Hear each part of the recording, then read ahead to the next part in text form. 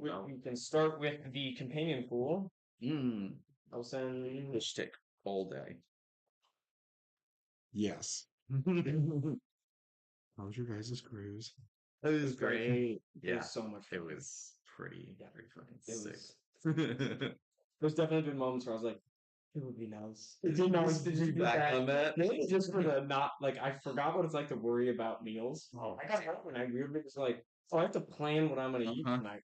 That sucks. Well, like, Is this your meal? I got, and then like we'd go get food, and I'd like, I have to get on my, like I have to pay for this. You then eating them all up. That was really good. Yeah, Same. Don't you want it? Here's some over here. Jeez. You got a rum and coke over here, dude? You drank it? Oh, damn, dude. It turned out great. Wow. Huh. Did this count? Does this eye have like He's like decaying on his that's why I'm kind of like white, like the skulls kind of showing. I like that. That's really cool, dude. And I like the different silvers. Yeah, dude. That turned out great. Yeah. Nice. I'm thinking about doing It did drop him, so that's why his horn's broken on one side, but I think it looks better. How striking red is. Yeah, kind of fits, like also with the hang at like you're breaking down, coming apart. I'm just gonna kill him today. So. All right, Just gonna go over Yeah. Leading up 5. Yeah. Oh, that's why I didn't get a mini. Yeah. With the conversation we're about to go have. Okay, we'll start with the companion pool. Afno with Ishtik. Give me a d20. This is current totals. A Fonte? It's been so long. I know. So long. How do I roll dice? Keep it in your mouth instead. 12. 12 will take you up to 130. Just a good old 12. You want to roll for Sora? Yeah. Yeah.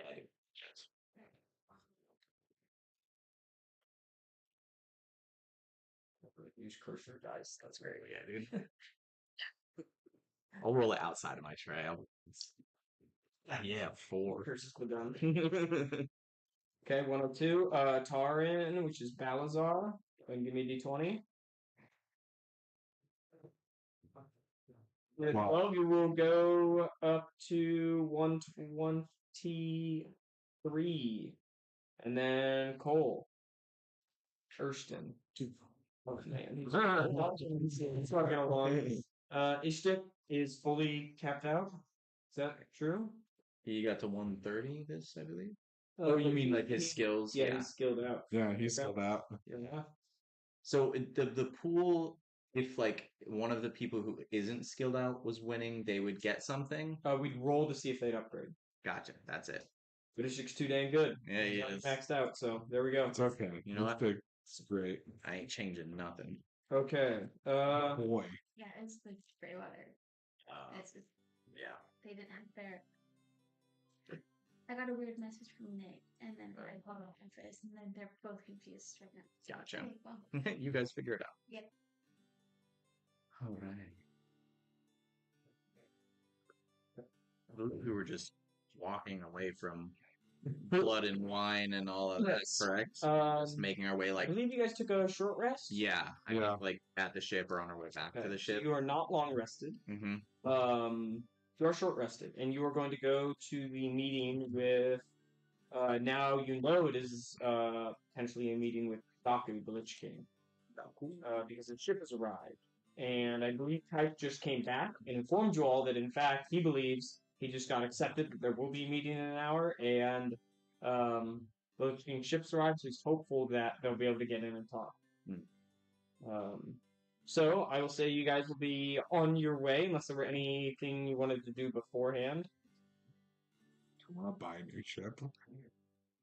I forget the concept was doing it. Yeah. We don't have that much time. All right. Yeah. Well, So Just straight 1 one hour hour. during the short rest. I think we're basically up to the time. Okay. Taran. Oh, go ahead. Sorry. Over. Taran will say, we should probably talk about how to strategize and conversate with the Lich King and or live later, should they actually be there. Yeah.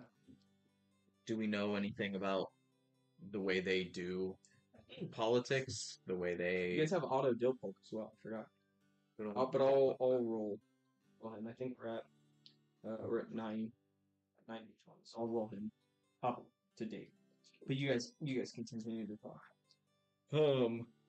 Yeah. I'm curious if Lidlater, he seems pretty. There's so many. They seem pretty cutthroat. Daku seems a little more level-headed, but still brutal. So I don't know how we want to go about these conversations, and if we want to have a spokesperson, or any specific strategy, or if we want to go over what we are and aren't willing to do. I don't think I know that you guys have met Daku before. You met.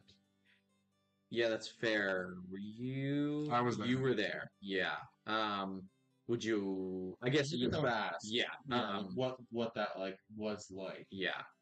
Yeah. At least from my perspective, he seems level-headed, but willing to end a life like it's nothing when they're in his way. He also is incredibly powerful, so that's kind of terrifying. He brought back that dragon sort of like it was nothing. But he does seem to have an attachment, maybe, to a kid, whether it's his or not. Seems like it might be his. So I wonder if he has an attachment to these lands or just to his rule based sort of on that. Because I don't know if he's ruled by the lust for power. But that's just sort of from my perspective. Lidlater, just from the little we've heard, I feel like is a little more lust for power. Your basic, mafia overlord. Any other opinions or thoughts? Sounds pretty accurate. Also, you guys have been here for longer. Do you guys know anything about Lidlater? Do you have any sort of info on him or his crew? I'll give you the general information, but you guys can roll me a history check, or if you guys think that there's a check that relates very closely to your character's identity, you could roll that as well. But I would say, for the most part, you would know that he runs Cobbletown. Obviously, he has for a while. Both of you made a noise. Two. I got that one. He beat it. The only entanglement you guys would know about would be that of his brother, who left him to join the Cobbleman. But yeah, you don't. So I don't get anything with a 9, a normal 9. I just could fail. No, I don't. Oh, that's right, a Yeah. normal 9. Okay, yeah.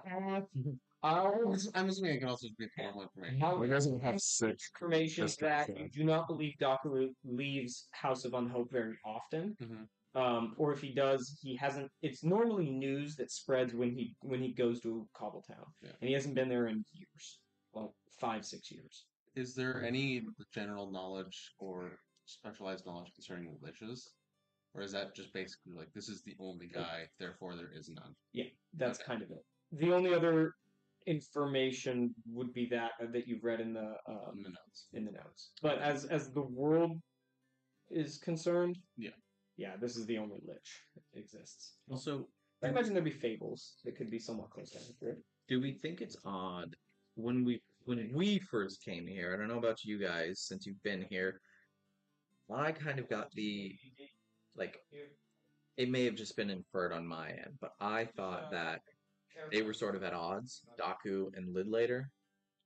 I thought they were sort of two bosses with close enough territory where they might kind of come to odds, or are they just fairly fine with keeping their own cities? And also, why are they having a meeting together? I guess because what are we coming into? Are there pre-existing issues that are going on that they're coming to discuss, and Taran just happened to get an audience, sort of? Or I don't know. Am I wrong in assuming that when we first got here, I kind of took it that Daku and Lidlater sort of are at odds? That was Gunskill. Gun skill? Different. Gun ones. skill. His brother. His Oh, brother, that- right. That's the Cobble Man. Yeah. That's it. Okay, Lidlater is working with Daku. And Cobbleman doesn't own Cobbleman. That's it. Yeah, that's right. So Gunskill is not the Cobble Man. Mm. He's the Cobble Man's right hand man. So you or the Right. hand splits rather. Okay, the second in command. The second in command for both. That's okay. That's it. Okay, cool. Then never mind. So Different moniker for the Cobbleman, or is it just always been just the Cobbleman? You've only ever known him as the Cobble Man. Okay. Some people call him the Grand Wastelander, but okay, so then yeah, because so Daku owns Cobbletown, and then Unhope. Yep. And then yeah, also yeah, okay. Now that we're getting back into things, there's a lot of things Yeah. coming up. No, this is what we're talking about before you guys actually go and talk with them. Yeah. I obviously have a lot of questions for Daku just in general, but I don't think this is the meeting for that. Obviously, I think Tarn especially will not appreciate that. I think he just wants to get stuff done. So looking at Tarn, what is the ultimate goal here with this conversation? Is it Probably just Yeah. thank you, Tarn's the brother from Right. Calling Glass. So what is the ultimate goal here for you? Is it just getting the yes that they will take out they'll let Sophage be and they'll take out the slave lords? What are you like what's the quid pro quo here, if there is any that you know of? He says, well, I'm here to make a deal. And I know that we were not planned to meet here. We were planned to meet in the House of Unhope sometime further, but as fate would have it, we are both here. And I think I would most fortunately like to make the deal, and we all step back through his teleporter today. Or we ride with him back to the Unhope if that's where it is. So Daku doesn't strike me as the spur of the moment type guy. How did you get I'm surprised you were gonna maybe get an audience with him at all. So how did you get an audience with him here now, where he's probably trying to take care of other business? I have yet to get an audience with Daku. I made my agreement to meet with Lidlater Bone Split, and then after I left, the ship had arrived. And so now I'm hoping that Lidlater will be good on his word, and we will be able to meet him. And Lidlater said he'd bring us to Daku? No, Or he just said he Lidlater- would have dinner with us. Okay. And then Daku arrived. So I'm hoping he will still honor that. But, that being said, I understand that you all have curiosities, and so long as Daku seems acceptable, you may ask him whatever you want. Just do not piss him off. But a man of such power, if he is inviting your queries, I recommend you get all your questions out of the way in a respectful manner.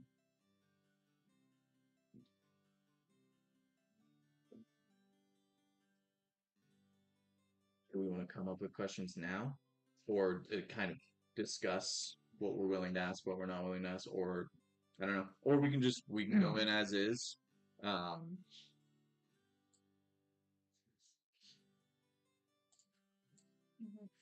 Is our goal as a group to try to get through the thing? I'm still kind of back and forth on that. I think ultimately I'd like to get back to Sardis, but I don't know what that'll be for, and I don't know what I'm willing to sacrifice or give up for that. So that might just have to be one that I answer when we get there. What about you guys? Because I don't know if you can even come back. So That would be one of the questions I would ask. will you be able to go through? That's a good question. Otto will say, I hate to interrupt, but y'all mention the word lich. Mm-hmm. He goes, I came across something in my travels, and he pulls out 2 parchments that are normal entries. He goes, I don't know if this is of any help. I think that just might be, whether it's for what you think or not. During the short rest, I would have recommended us attune to our talismans. Is that still on? Yep, absolutely. Just tell me what your guys' updates are, and then whoever wants to can read the 2 entries we have. You can do it if you guys want. Or if you guys are doing stuff. You can do Also one up on and the screen one. if you want. Yeah. Whatever's easier. I'll do the first one. Someone can do the second one. The second one starts salty. Okay. The Soul Harvest. I've reached an important focal point in my research that I hadn't anticipated. Grown so powerful that I doubt there lies any one person in Partis that could stop me. It's easier now, the harvest, the words, the runes, so simple. They don't even see me. I've perfected the ritual. Their souls come to me willingly, it seems. Each life is a step towards salvation. Their souls are weak, mine will be strong. The chamber's members now see this too. My work is necessary, said Real the quick, other. the chamber is Chamber of Stars is the Lolitulian government. As was Master Tolmes.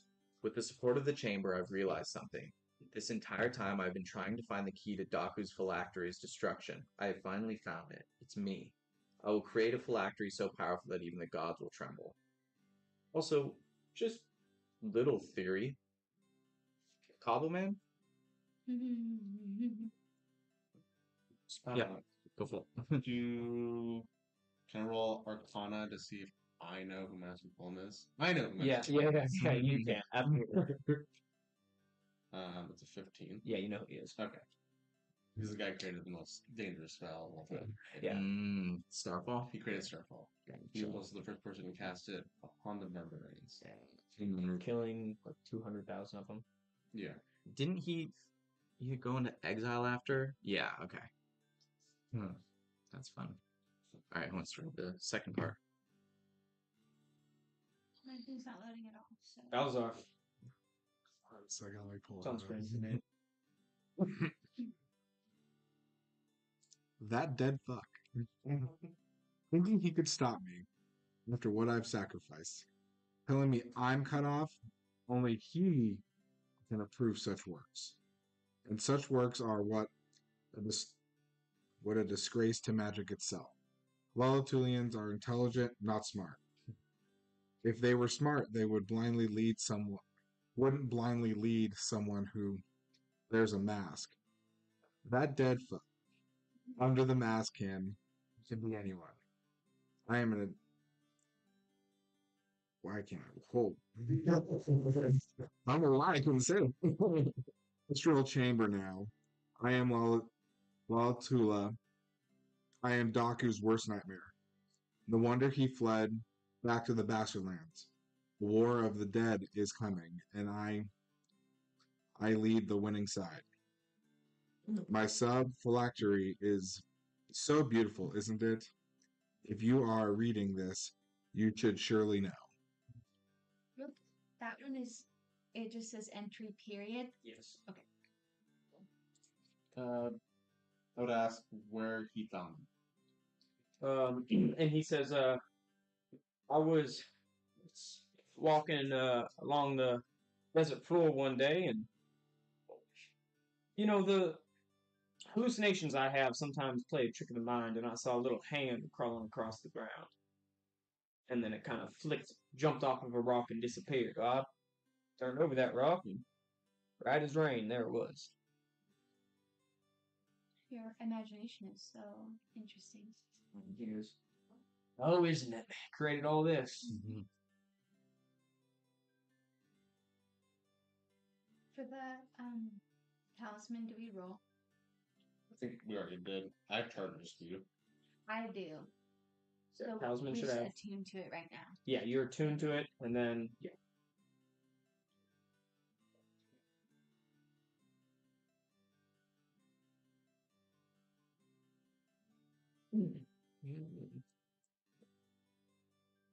Well, whenever you guys feel that you have an adequate enough game plan to go and talk to Daku, or just decided you want to wing it, you guys let me know.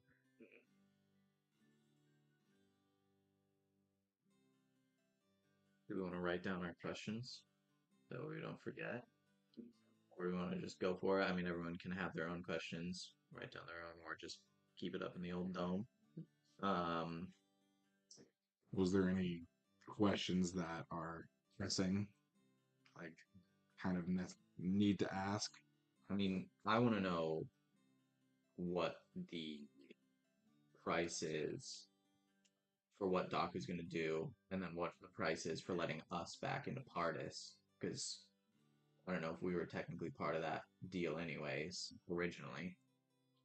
I want to know. I mean, you guys want to know if you can go through the portal. Can you just put it down? Can you remind me what is in it for Daku? Taran will say, well, and he kind of looks at Kaito as if I'm correct. Daku gets another, however, there's probably almost 1 million slavers in the kingdoms, and he gets all of them. And that's good for him to have. Your understanding of Lich, the very limited understanding, especially based on the journals, is that they feed on these souls, and they use their phylactery to feed on them. So yeah, they could, and that's how they get powerful and everything. So I also want to know why he left the first time and hasn't been back, and why he's waiting to make a deal this time. Well, I'm standing right here. Well, that's what I want confirmation of.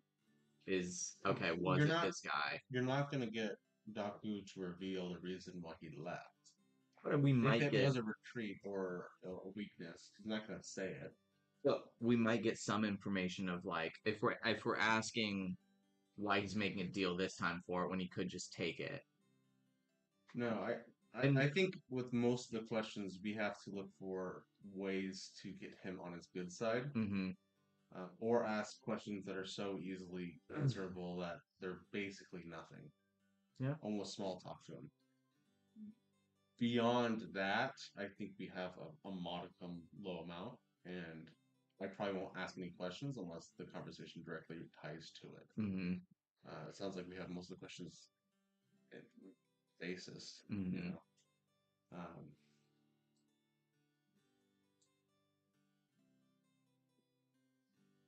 Yeah, I think just based on him and his demeanor, we'll see. Mm-hmm. Because I mean, at a certain point, someone that powerful might not care to answer questions that are kind of beneath him to a certain extent. So, but we'll just see. Yeah, I don't know. Can I read through all of the notes and using my intelligence higher than my own personal intelligence? Try to figure out if there's any pieces of information that we're failing to know about the journal entries. Oh, I mean, no one's outright said this, so I'm going to. I'm asking it's basic knowledge. The information of what he's doing, he's clearly starting to lose it a little. Mm-hmm. Yeah, lose himself. And I know that I'm sure that seems obvious, but like that's the only thing that I haven't heard somebody outright say, like, "Hey, this power is making this man mad," type of thing. But no, I wouldn't say there's like There's no information to be extrapolated from this that we're not understanding yet. I don't believe so. No, I don't think there's like a giant message that you're missing. Unless the message is that Doc is going to be crazy too. Well, obviously he's gonna be crazy. I don't think you become a person that lives forever. Without. It's Yeah. well, Have you ever met somebody in the triple digits that wasn't completely insane? Well, there's insane as in morally different than fair. I think like our morals don't. There's insane. Take offense to that. They're insane to me because I think that what you're doing is crazy, and there's an insane to your own person where your actions and your thoughts don't ever open, and everything you do is random. And so I think that the notes are coming across as like, okay, he's getting corrupted, and he really thinks he's on a path that we're starting to think is crazy. And so I guess my question is, likelihood Doc has been like this for a long time. Is it going to be that he is like, he's in charge because he's powerful, but he's just insane and does whatever he wants? Or does he have a clear path that he's constantly following and he's very like tactical and stuff? So the biggest thought is either Doc was insane or Doc was not insane. And I don't know which one's more terrifying. They're both. I think we're the insane ones for being humans, but yeah. I mean, None of us want to be here. Any of us necessarily at this moment in time actually are forced to be here. Mhm. So. Yeah, I mean, we are. Yeah. You're forced to be here. Not going to the meeting. Not the meeting. in the bastard lands. Yeah. But I mean, this is one of the few chances for a lifeline on both sides. Mhm. So you're gonna take it. Girl. Hello. Hello. Okay, so what companions do you guys want to take? The less the better. Taran and Pike are kind of required, but other than that, Should we just bring them? I think we should just bring them, and then we should let Ishtik know. Keep it a little warm. yeah, one. Keep it a little. Keep running, honey. He says if anything goes down and it's gnarly, find me at and I can't be here. I'll be at Balin Happy's house. Okay. If they'll still take us. I don't know about those two. I'm gonna say this before I don't have a lot of spell slots, so I don't Yeah. expect. Neither do I. You're. That's good because it's gonna tell us what we already know. We're not gonna get into a fight for Lich. Yeah. No matter how much we want to. So Yeah. There's no point. There is no point in getting. I'm if you can, vaporize millions of people in one night, I don't have to be on his good side. See the lich. Let's not get in a fight with the other guy. Yeah, live Oh. there. It's when you say that, Cole. I will say I was not, or Taran, I guess, will say I was not around during that time, but the reports that I have read was that it was not in one night; it was over decades that he took the 10,000 people. But You're splitting the pairs. one night or decades. That's interesting, though. The question of when he took the people from Law to the orbit, was it like a spell casting or was it like a Bit by bit. decades long Ritual, almost. Cool. No, it doesn't change your point. It doesn't change your point at all. Yeah. Cole most likely knew this, Yeah. but he was just being Yeah, trying to get the point. facetious. No, I didn't give him milk. I gave him water and egg. 2 squeezies of puree. 2 squeezies, and then what's in there is What's that? yes, it's about half full. It's apple, cinnamon, spinach, and an egg. You get it well. Yes. Despite the throwing up, yes. So I gives me more shit. What? Give him any more what? The puree. You can try, and if he doesn't like it, stop. Or just switch it to something else. So it's not going to hurt my feelings. So. Okay. As you all arrive, any last thing you guys want to do before you head in?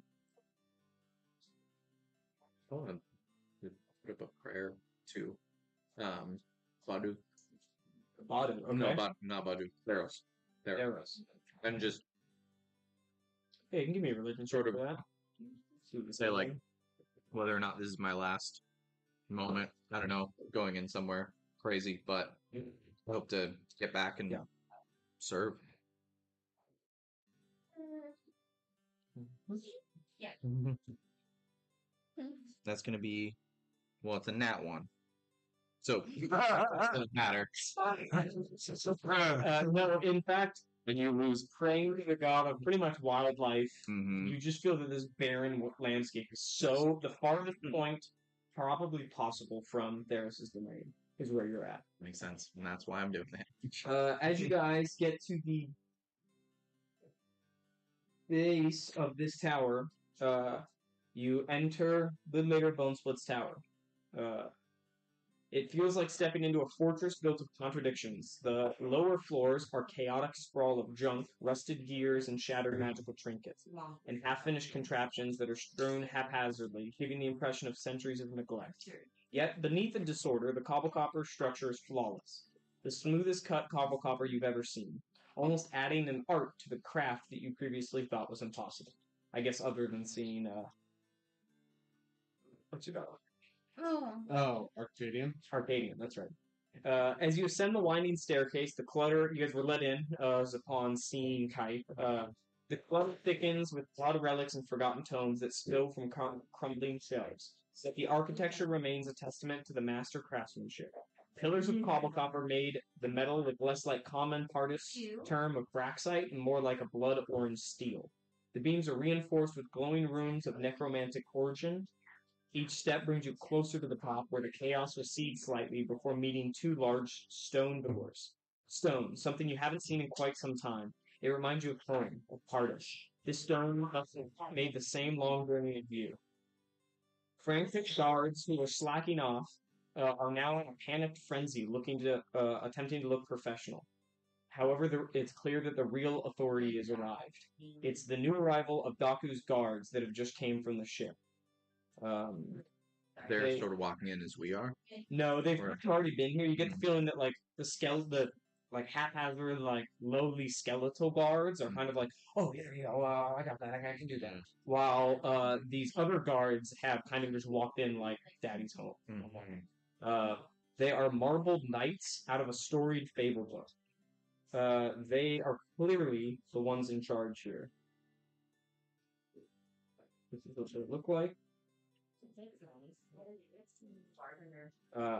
On the outside of this grand stone door stands two skeleton guards, which is what I referred to Vidlater's guards as, in armor similar to what we've seen around town with a hint of regality. You guys will see the Devil Tarsuvius standing outside this door. Does he see us? Yes. Does he give us a look? Yeah. Also standing outside this door One chick. is Lancaster. I'm not giving it. And and then Tarsuvius says, "Nice to meet you again." Lancaster looks right at you and says, "I was just gonna say that." And Tarsuvius goes, "Come to rethink our deal. Terms have changed, of course, but I'm okay. We're here for a different kind of deal. So he looks at you and he says, Madame, I'll talk to you. And then Lancaster's gonna go, I want my gun back. rifle around. I'll take a little moment to get it. Kind of just keep looking at him. I don't grab it out and hand it to him. He checks 3. Did you hand him all 3 blasters as well? Okay. He puts it on his back and he reaches out for a handshake if you'll take it. I'll kind of look at his hand real quickly, make sure there's nothing like there. No, doesn't look like it. Then yeah. And an Assassin's Creed blade. No. Yeah,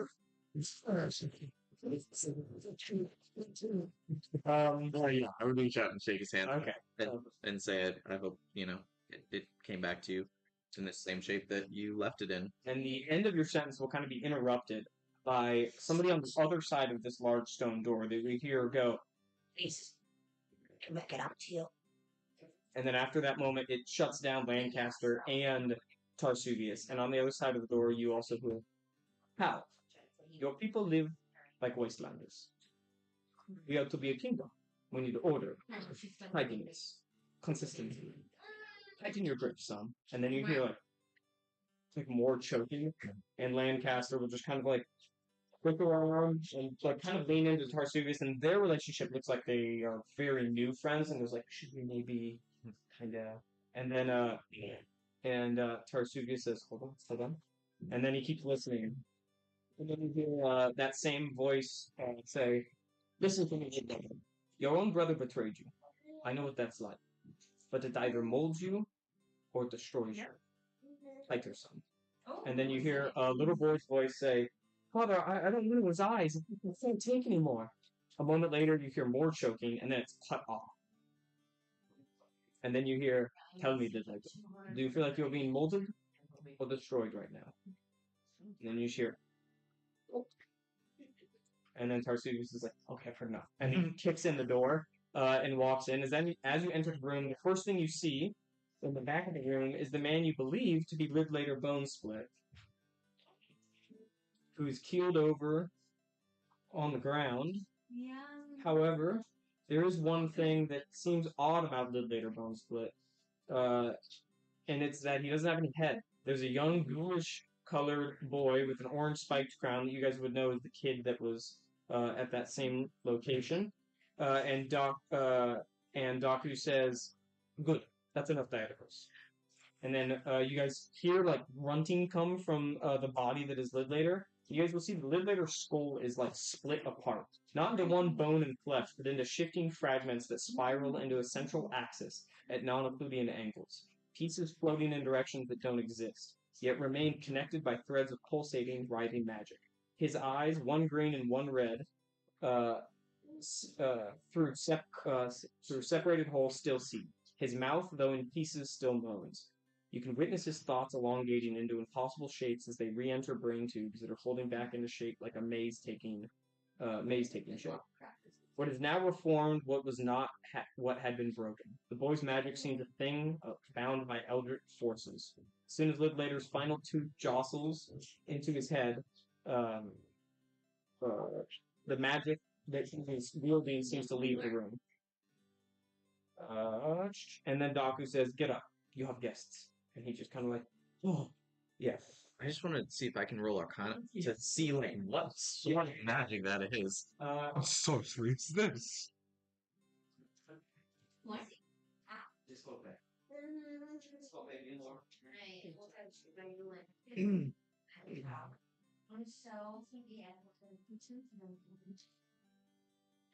Yeah.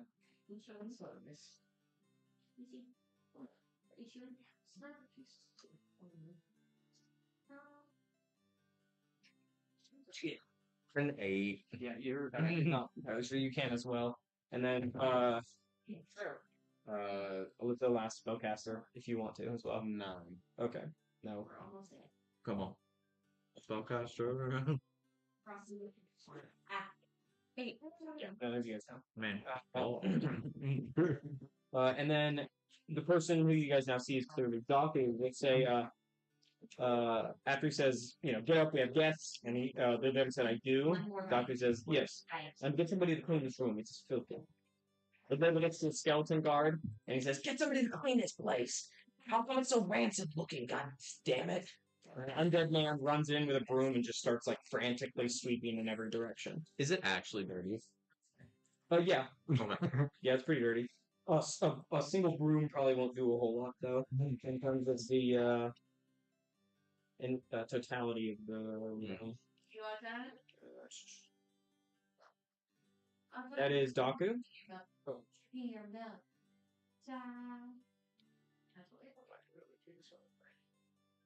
File size Now too it big. loads, I see. There we go. That is the person that was named, and I can drop the name in there. You want to Diaticos. take the bite? Yeah.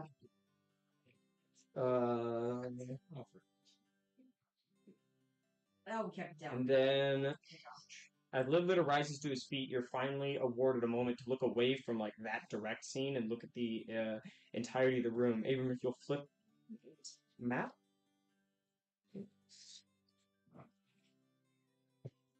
All done now? Okay. You guys would be down here. Done? Yeah, these two stone doors. Oh, no, I'm sorry. 180. You over here? Yeah. Right, how Who's many that? parts do you want? That's Daku.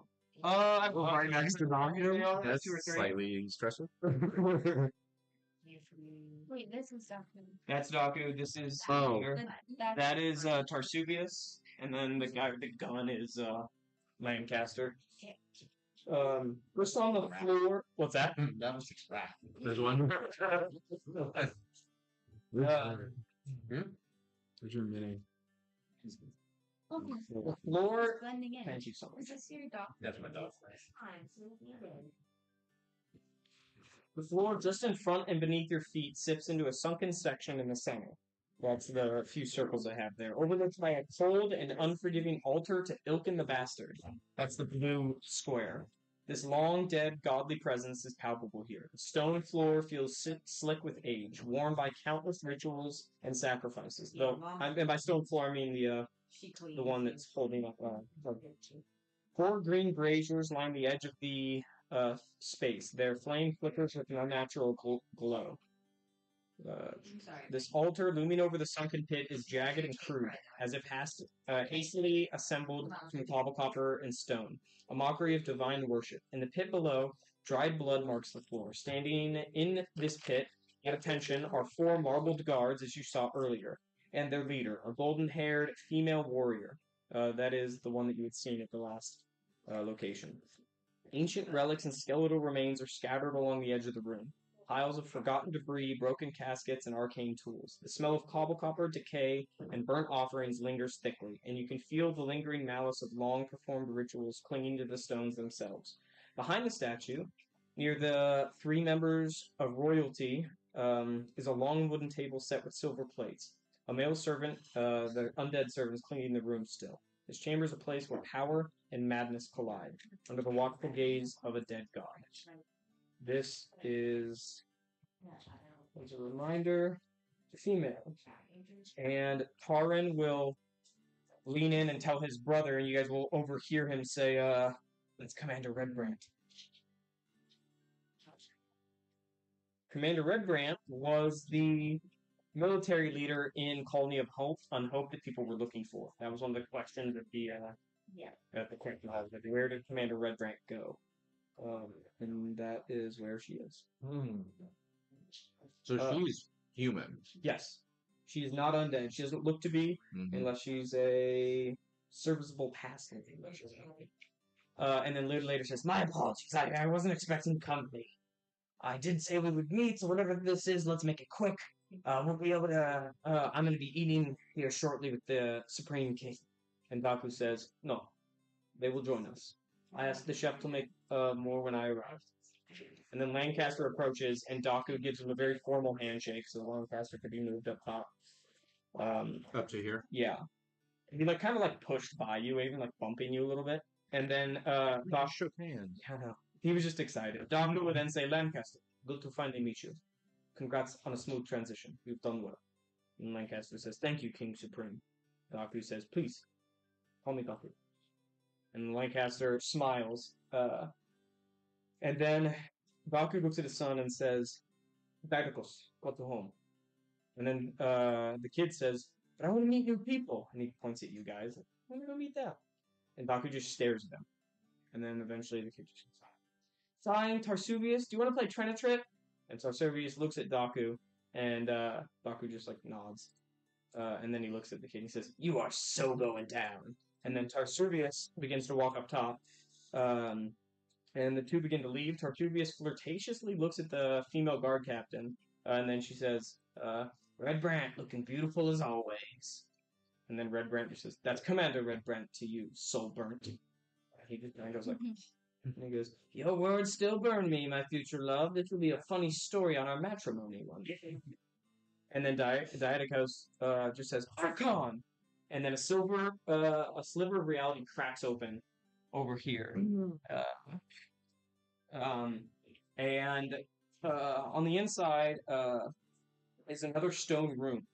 It looks like a room in an ancient epic mansion. The kid named Didacos steps through along with Tarsuvius, who steps backwards, staring at Commander Redbrand to see if his words had broken her kind of militaristic facial expressions. But it didn't seem to. And then he then glances a look at you guys, mainly you two, a look just kind of be careful. He doesn't seem like he has any animosity towards you guys for refusing his deal. And then the sliver just kind of disappears. And then Daku says, please, sit. I will go fetch a gift I have brought for you. And then he leaves. That's interesting. Alright. You guys walk up and sit down? Yeah. Mm-hmm. Okay. Who's this one? That is Lidlater. Set us on the table. The guards will kind of stand at attention around the room. Who's this? Dog. Oh, oh my bad. Dog. Dog option? Yeah. And then the lady says, I apologize for what you had to see in here. I am Lidlater Bone Split. This is my town and my abode. Things I've already been introduced to Geith here. Greeting, meeting the rest of you. You have quite an extraordinary tower here. He says, thank you. It is a bit of a eclectic living, but Where did you get the stone? It doesn't seem very common in these parts. and he says, that was my first request upon taking it. You see, I lived in Axelphage long ago, and it just reminds me of the many quarries that I used to work at. Yes, I've been to Axelphage. I know what you mean. And he goes, are the quarries as fresh and as dusty as they used to be? They're dusty. I can almost smell them. Someone say. Daku returns holding 2 bottles of wine. And then he sits down. And he, after he sits, he, takes a minute to kind of look around the room. And then he says, Sora and Cole, would you do me a favor? Would you switch seats, please? I do so. Yeah. Yeah, I'll Okay. get up. Sora, would you? Okay, you guys can switch seats then. Okay. In real life. Really? Yeah.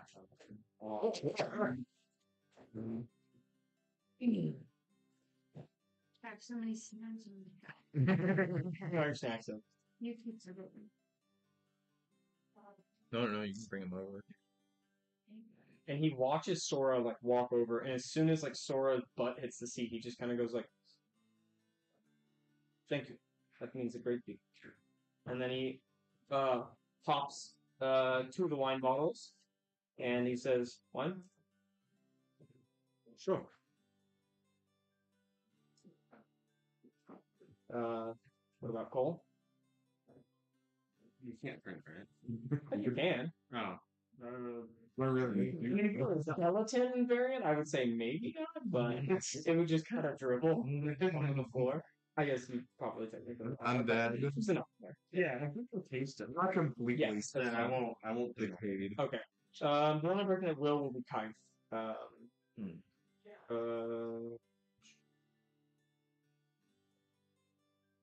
And okay. Kaif will, when it comes around and he just kind of does the thing where he puts his hand over the wine thing, and then he just goes well, it's good that we got to see you here, Daku. I was hoping we could make that deal. Daku just looks at him and then says, what do you all think of this town? And with that, you guys can respond to him. Does anyone actually want wine? Sure. I'm good. Okay. I'm not a wine connoisseur. I'm not really.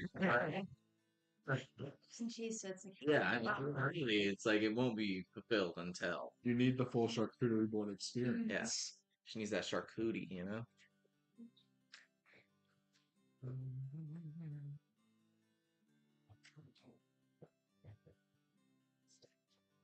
Stop at the costume. It was you two, right? Or, yeah, me and her.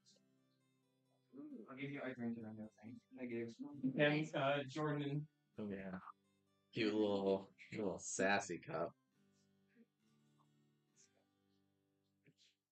Well, that's actually. Once I bought the coffee ones, and I thought Avery and I were going to be able to bring the big ones aboard. So And we could not. Yeah, I bet.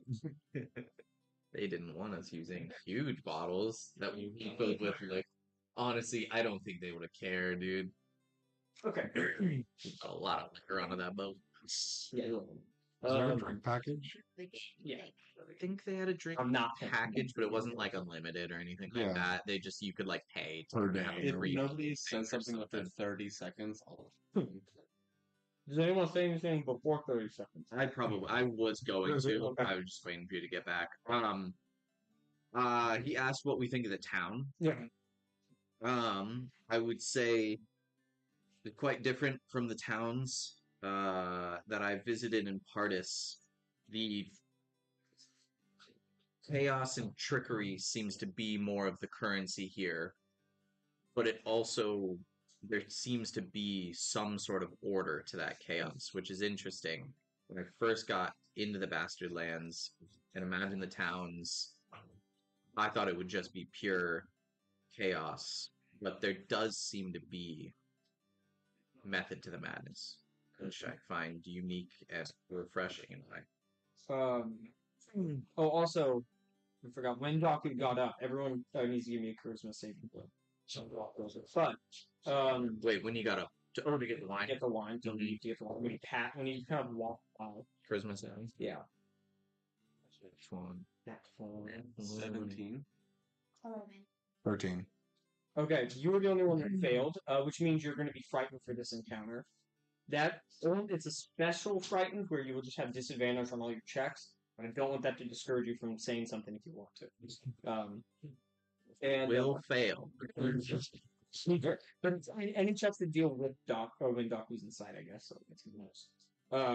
But with that being said, as you say all of that, Doku, I'll say the two that succeeded and not talking can give me a insight check. That's Cole and Balazar. 21. What was I doing? Insight. Insight. 9. 9. You can tell that Doku, as soon as he said the word chaos, looked right at Lid. And as soon as you're done speaking, Lid will go, and the order that you were talking about is quite interesting to me, because that's really the thing that I started installing when I got there. Yeah, well, I did say there is method there, and there is. We were able to get around town with no issues. And as you're talking, the guy squeaking just breaking it. It's like upside down. It's like with the Brussels. So yes, there is an order to it. I'll leave it there. Okay. Would you say anything, Cole? I think I would almost start to say something, but then I won't say. Okay. Doku then is just kind of like grabs his wine glass and he says, "My vineyard stretches across the horizon from where I live." And then he stops as like another squeak happens. And he just says, "I'm sorry, 1 second. Excuse me." Stop. And just like stops and looks up with like the scaredest eyes you've ever seen. And Doku says, "What is your name?" And the guy says, "Kralakis." Says, "Kralakis, you have missed the spot." The guy's like, "What? Where?" Spring King. It says, "It is not about where, it is about that you have. Please release yourself." The guy just turns and leaves. Then he turns back and he goes, "I'm sorry. As I was saying, in the House of Unhope there are rows of vines, perfectly aligned, each column tended to with a practiced hand. The carts move along their path, unhindered, collecting the fruit in their passing. Every part of this process functions because it is designed to do so." And he looks down at his wine and he says, "But one day, I found a growth of a vine. It did come across the path, pushing on where it did not belong.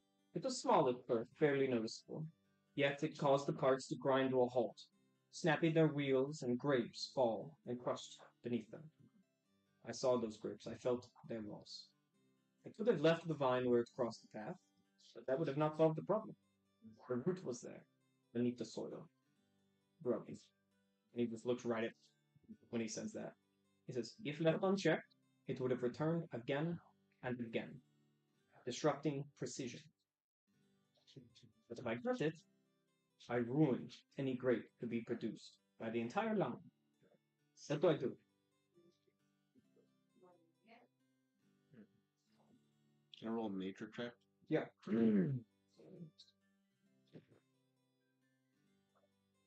It's an 18.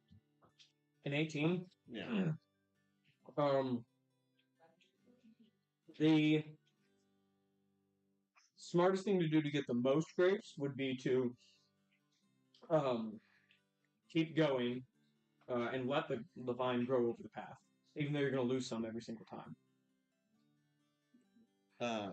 So there's a vine that's going to grow into the path. It's growing over a path, and every time he reels grapes over this path, it bumps, they spill everywhere, and then they crush, and it's breaking his wheelbarrows. You're losing grapes, but if you were to uproot the entire thing, could be rows and rows of vines elsewhere. I will say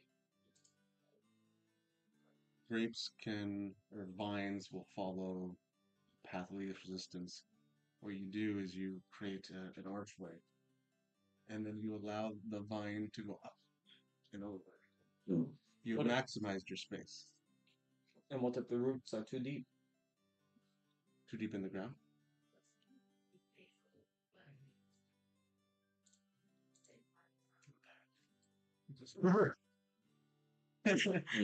Up and over it. Look in the big picture. There's a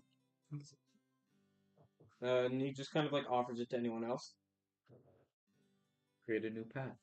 Sometimes you have to destroy some to then have a better growth later.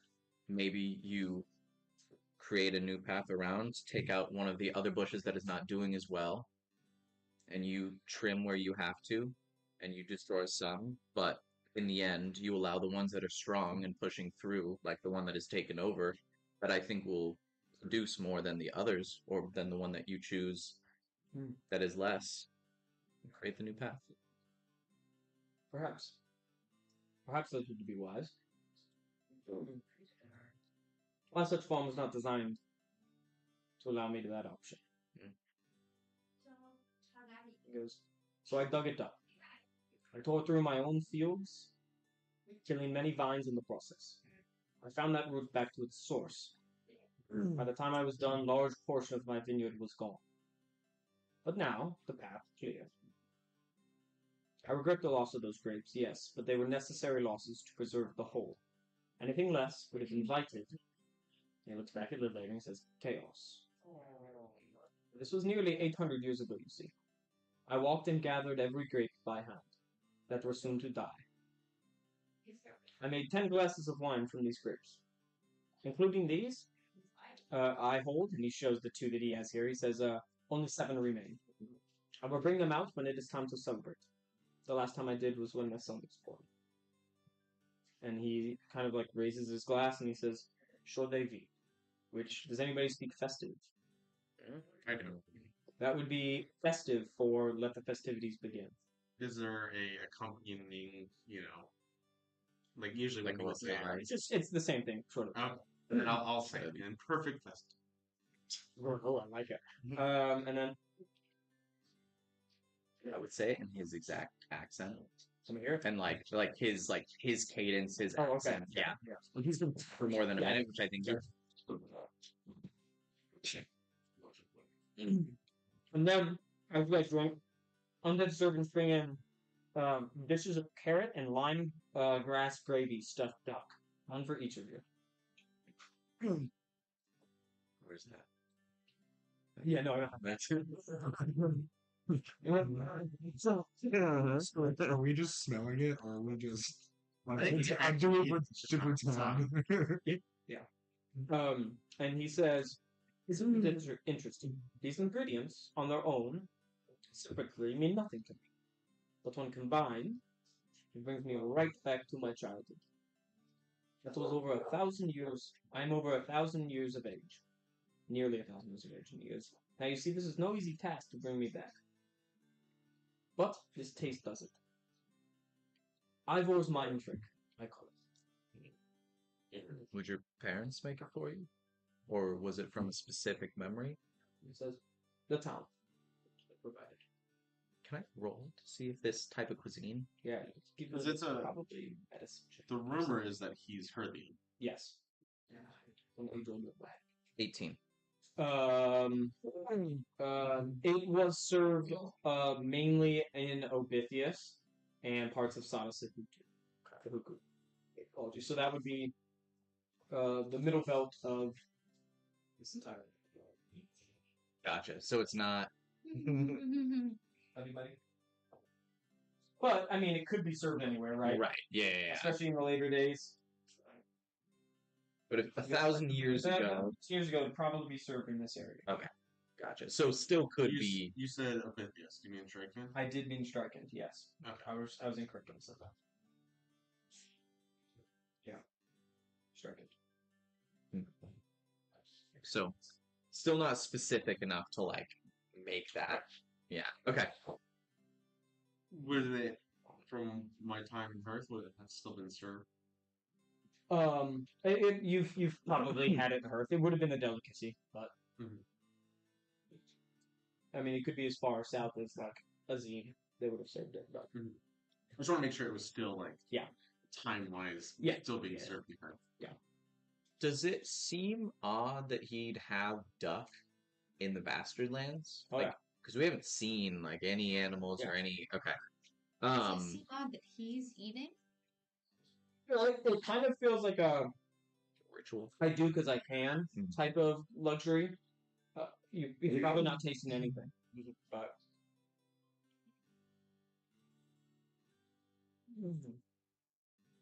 And he looks at you as you kind of like think, and he goes, "It's okay, you can." Yeah. Where did you call home?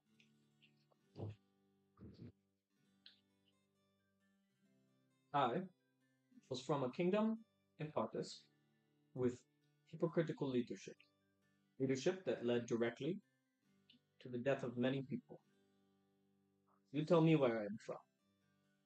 Or are there too many options? I think that's the answer. I think any one of the kingdoms at some point in their history was exactly that, if not kind of throughout most of their history. I think most governments are. Exactly. I like this answer for you. Each and every time you think about where I could be, what could have made me, you get to think of all the possibilities. You see, it is less about where I am from or what killed me. This is not important. What is how many other me's have been created. Seeds that have been planted in the right lands. In the same way I was, waiting to bloom. Let's hope that they share my careful hands when it comes time to craft their visions. Can we toast to this hope? For they do.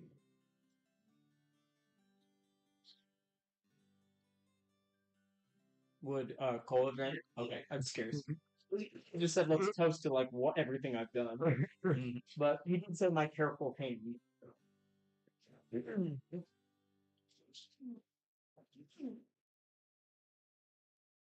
Got it. Big head.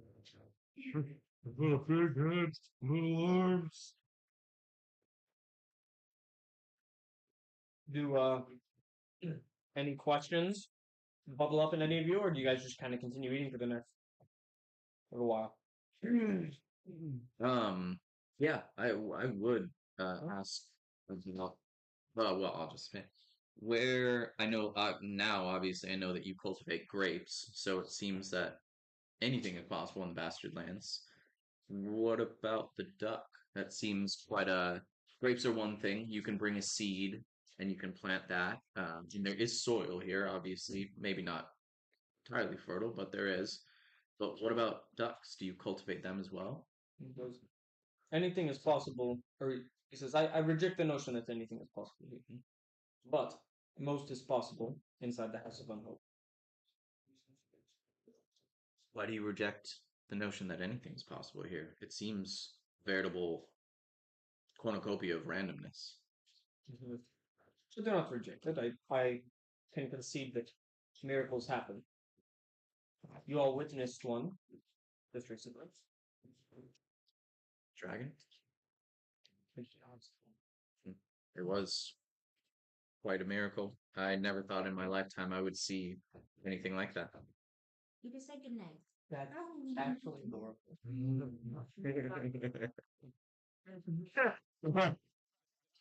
Can't take it.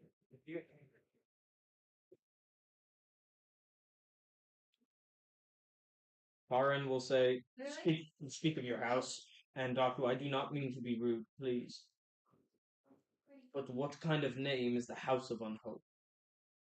How are we to see eye to eye when you take pride in such a name?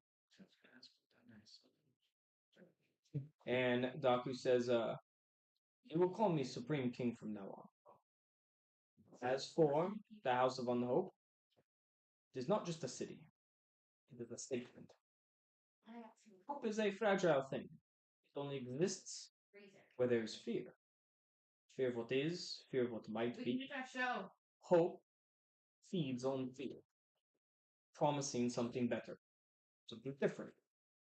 But in my kingdom, there is no hope. We do not need it. Hope is, in truth, a symbol of failure, sign that something is rotten.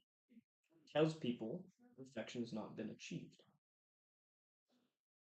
I do not allow imperfection." And he looks right at the maker again when he says that. And then he kind of breaks his stare and says, "And I do not allow hope." Yeah. Now that he's gone. Any thoughts or any questions? Tar needs to shut up because he's getting on his bad side. Yeah. Yeah, a little bit. Did you say OCD? He wants order in a lawless world. At least we know some motivation. I doubt that. It's not exactly a need for power, it's a need for that word. It's a need for perfection, it seems. Okay.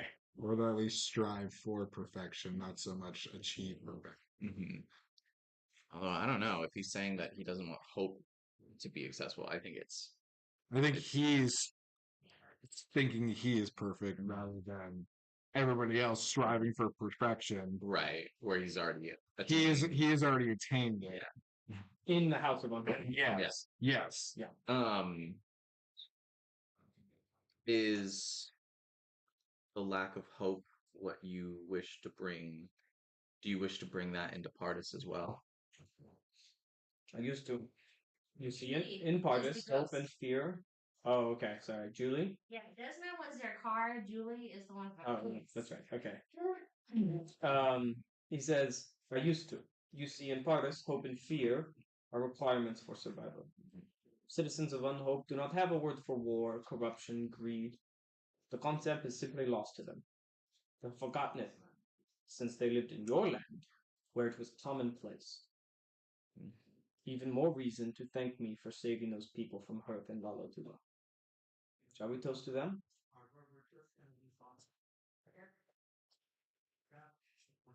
You will? Yeah. Yeah, I'll do it too. Okay. Sora will. I'll toast when I know that they are truly without hope. And Kite nods along to that. And he goes, "Should come and visit." I would greatly appreciate that chance. Um, And Taran didn't either. And Taran looks at you and is doing the thing of like, "Do you want to ask it?" More like, "Do you want to call him on it? Do you want to ask him?" like about the people that he took. Yeah. Well, No. I was going. So the people that reside within House of Unhope. House of Unhope are those that were that were taken from their lands and brought here, And their offspring. and their offspring. As And in, you two would have probably not thought having kids in the Bastard or in the Bastardlands were possible. I assumed, forgive me for lack of knowledge, but I feel like ignorance upon the subject of you is wide. I assumed that you would be absorbing them in a way, taking their life force, taking their souls. Is that not the case? Are they fully living here? Because the depictions of those people that were taken were of ghouls and zombies, similar to those of the bastard that we saw in the Bastard Lands in our travels. Is that not correct? That is not correct. They are what have been come to refer to as passions. Some of them I have consumed, others I have not. And this is the thing that we can be thankful of. You see, consuming one's soul is intoxicating. Their energy floods through you, making you sharp, capable. But it's dangerous. Too much and you are lost. And the craving grows. Takes a man with a will as strong as the shield of God. I am this man. I take only what I require, enough to sustain myself until my life is complete, enough to preserve the ounce of unhope and no more. Every day, I reject the prospect of unending power. The restraint is not easy. The temptation to overindulge is constant, but I do not falter for what's at stake. You said until your life is complete. Is there a point that you have told yourself that you will allow yourself to die, even? Yes. At what point will that be? And he says, it is the goal of any father to leave his son better off than he was.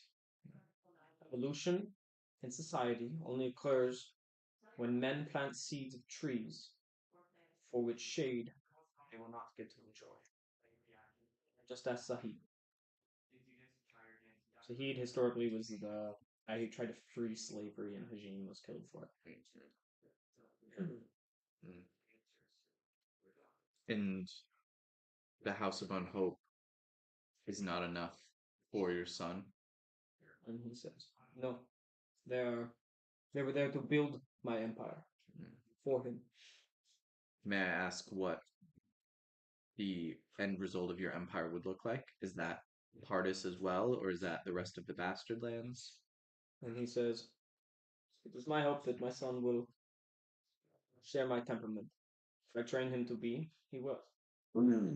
He will only take what is necessary. In fact, my end goal is to destroy portals both ways. Huh.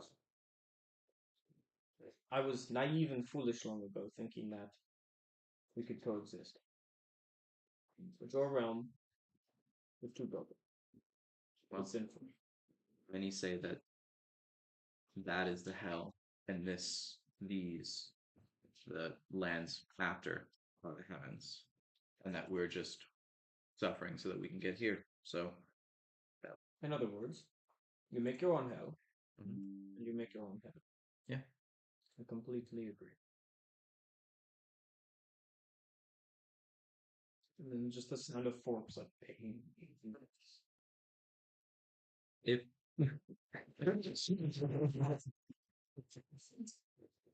you wouldn't mind a slightly more probing question, if your son came from you, does that mean he was born a lich? I imagine that a lich is something that you come rather than are born, but So I had to transform him.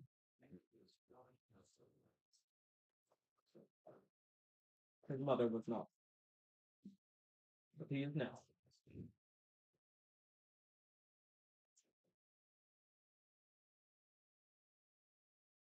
And Tarn's kind of over there, just like tapping his fork, kind of restfully. on topic of sort of everything that we've been going through to get here, um, we were told that through deals or through your grace, we might use your portal back. You see, two of us traveled here from Pardis, not through death, but through a portal itself, and may wish to get back to Pardis to continue our journey. Um, is this at all possible? I do not wish to discuss business here. Okay. However, you mentioned my portal. That was the other time that I had opened the bar. It was when my son was born, and when I completed this large project. You know, I used to tell everyone how I did it, but nobody believes me. I began to tell each new person a different story. Here is what I will tell you today. You tell me what you believe. Upon my death, I woke up in the Bastard Lands. I saw chaos. It dawned on me that in my lifetime, I witnessed the best attempt at order that your people could achieve. But I did not accept this fact. If I wanted things to be right, I had to make them that way. I roamed the lands as a wastelander for quite a long time, and I found a book that fell from the skies. A lost piece of history. A story about a little boy that lived back when the gods roamed. One such god has been lost to time. That god is Avani. You can all give me a religion check? Do I have disadvantage? Yes. Jeez. Jeez. I have disadvantage on the religion check. Rip. 16. 12. 7. Okay, 16 will do it. You know that Avani is not one of the like when the tablets were given out, it was all the conventional gods, but some people believe that they forgot four gods, which were the elemental gods. He's the elemental god of earth. And then he says, in this tale, the child killed Avani with a stone and a sling. Upon the death of Avani, in his corpse a portal opened. The child stepped through it, and now in that right land is the only one kid who is there. You see, Avani has been forgotten when the tablets were handed out. And so, he was forgotten by time and the clerics and priests that worship gods. Nobody worships Avani. Nobody goes to visit his right land, so the boy is alone. So, I gathered my stone, I constructed my sling, and I hunted down Ilkin, who walked here. And I created my own portal. Did Ilkin say anything to you? And he just looks at me and he goes, without words, yes. But I'm curious, do you believe me?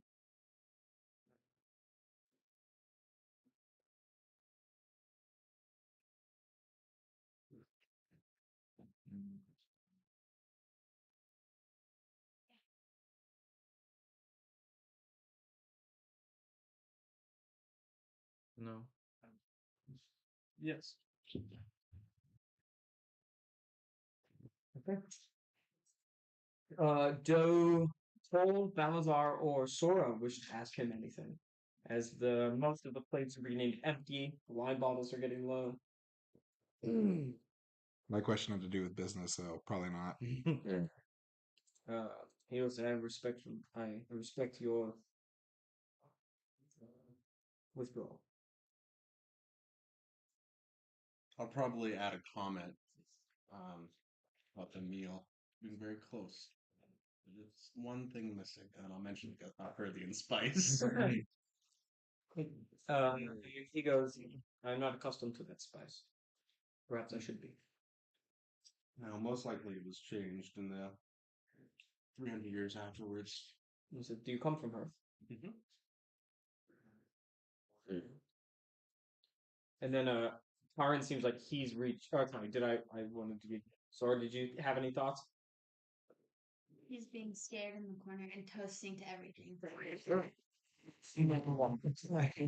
I'll probably say, when he said Deacon Smart, I said yes. I'd say I was one of the first revanches. The first what? One of the first revanches. Oh, and he will sort of nod. What are you gonna say? Funny. The luck you have to have to be one of the 1st. Mm-hmm. Yeah. I actually do have a question. Mm-hmm. How long ago did you make this portal? And oh gosh, he will say it was about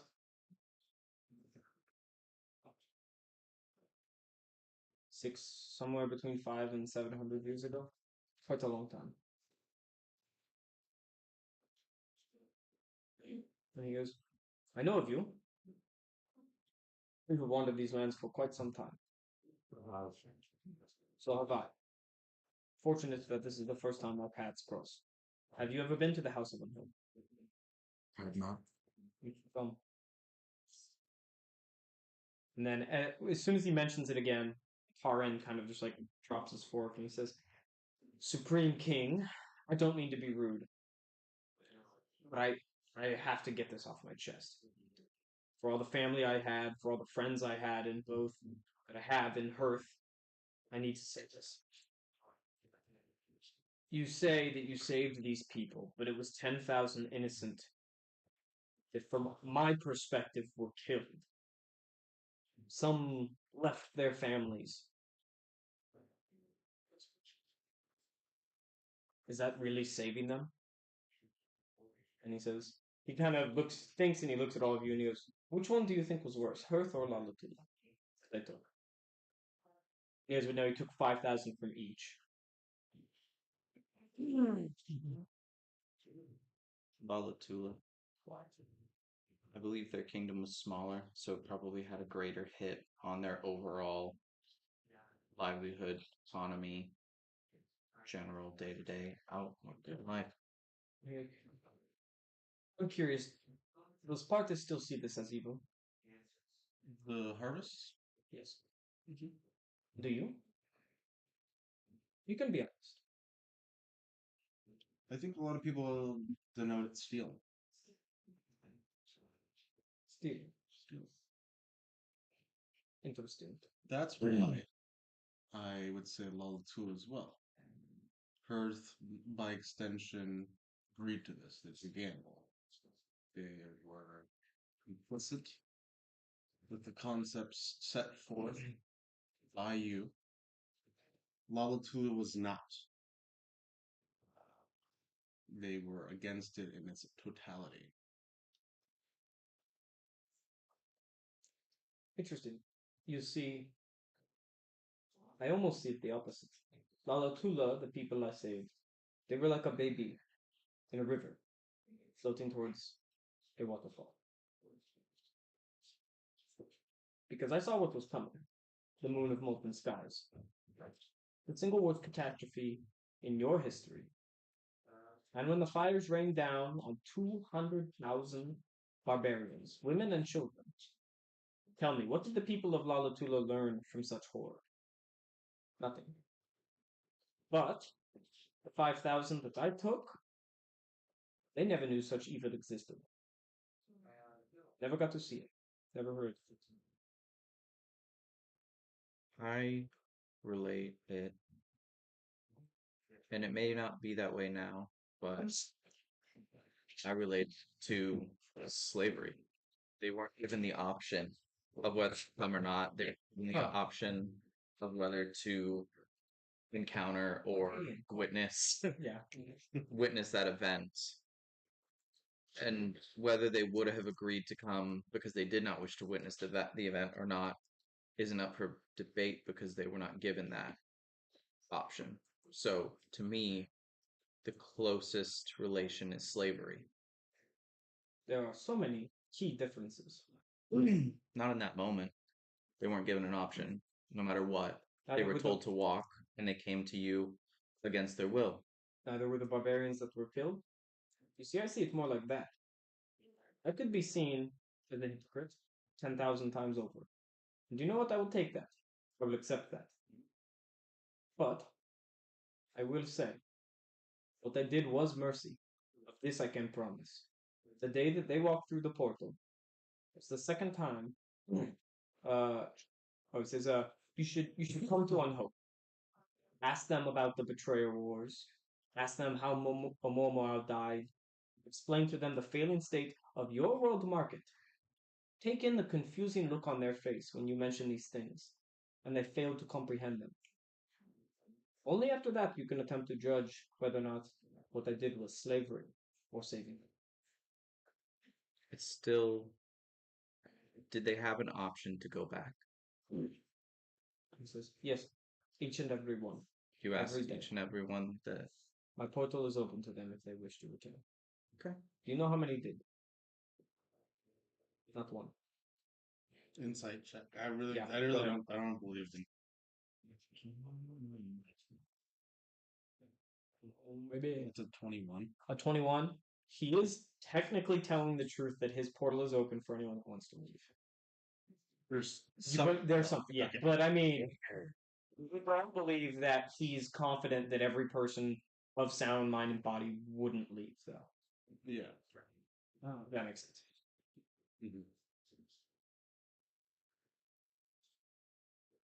I'll have to see it to believe it. And he says, "Please, you are all welcome."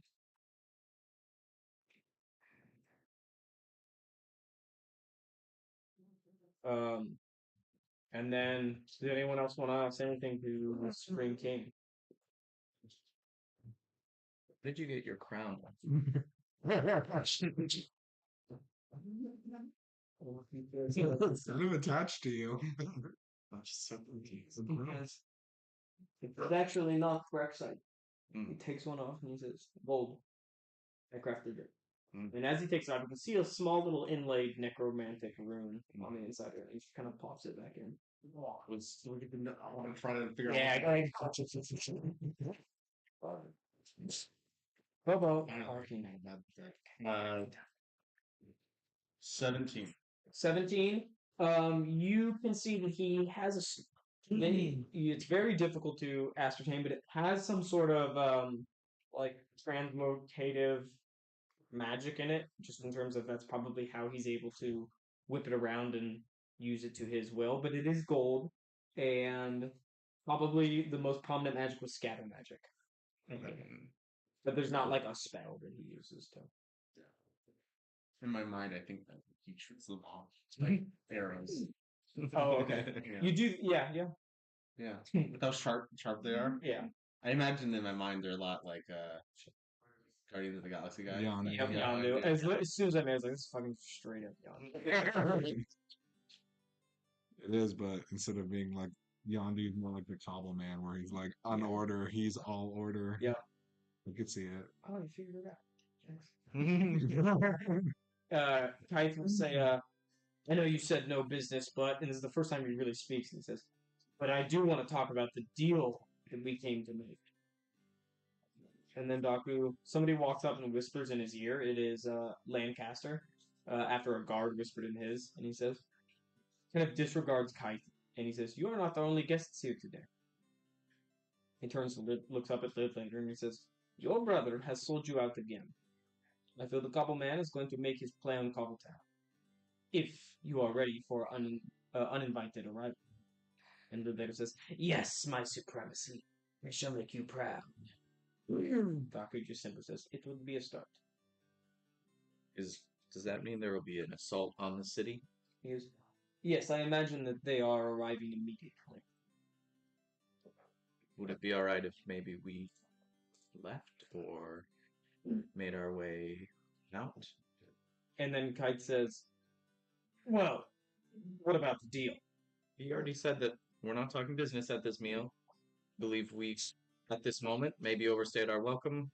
I think there's a battle to be done that will take up much of their time. Is there a way for us to meet you again? He says, "You can come to the House of Unhope." And then later says, "It would be rude not to sit while I finished my meal. Correct, Daku? Isn't that a custom?" I thought they'd taken the plates.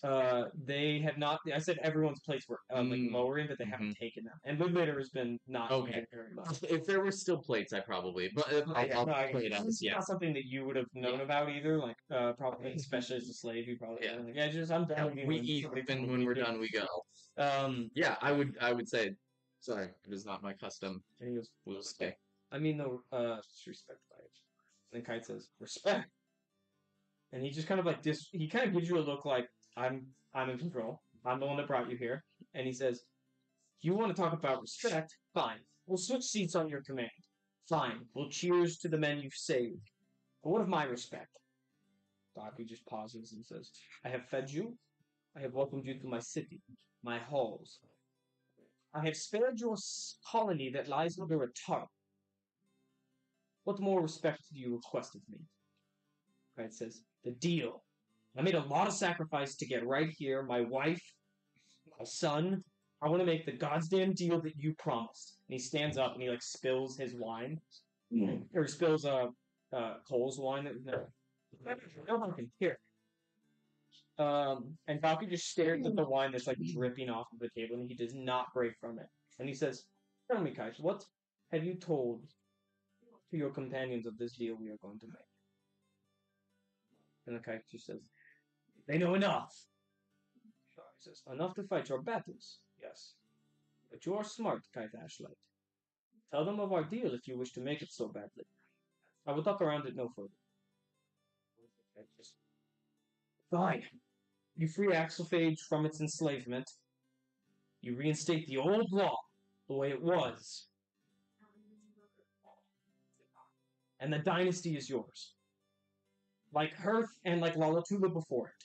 And Babu says, no, not like that. All of it. All of the dynasty. It says, yes, all the dynasty. Deal? Fern like grabs his shoulder. What the fuck? And then Babu says, no, not yet. I told you we would do the deal in the House of Unhope. But I seem like a man that allows my plan to be executed any other way than which I planned. Kite says, we're here now. If you don't want to do it here, then let us on your craft back with you. He says, you spilt wine in my house. You do not apologize. You do not clean it up. We will never share a craft together. In fact, my appetite is ruined. Lidlater? And the sound of armor, like, snapping into motion takes place as Red Brant, like, immediately all of her guards start to follow. And he says, yes, my supremacy. Daku just says, Lancaster here will fly back Death's most glorious. And he looks at Lancaster and says, you've done well, Lancaster. It's your time to come home. Commander Red Brant will accompany you. And then she yourself. And then she moves to Lancaster's side. And he says, you may have to fend off a few of the complement ships on the incoming, but he will not attack my ship head on. He wished not face me until he has taken the city at least. Lidlater says, that won't happen, sire. I've made preparations. Daku says, I told you of him. He's saying this to Lidlater. He says, I told you of who he was. Do not underestimate the person with hope at their back. Just ask them. And... No, I will in a second. And then he stands up and tear opens like the old one. Seems to be your last opportunity to say something to Daku if you want as he steps in.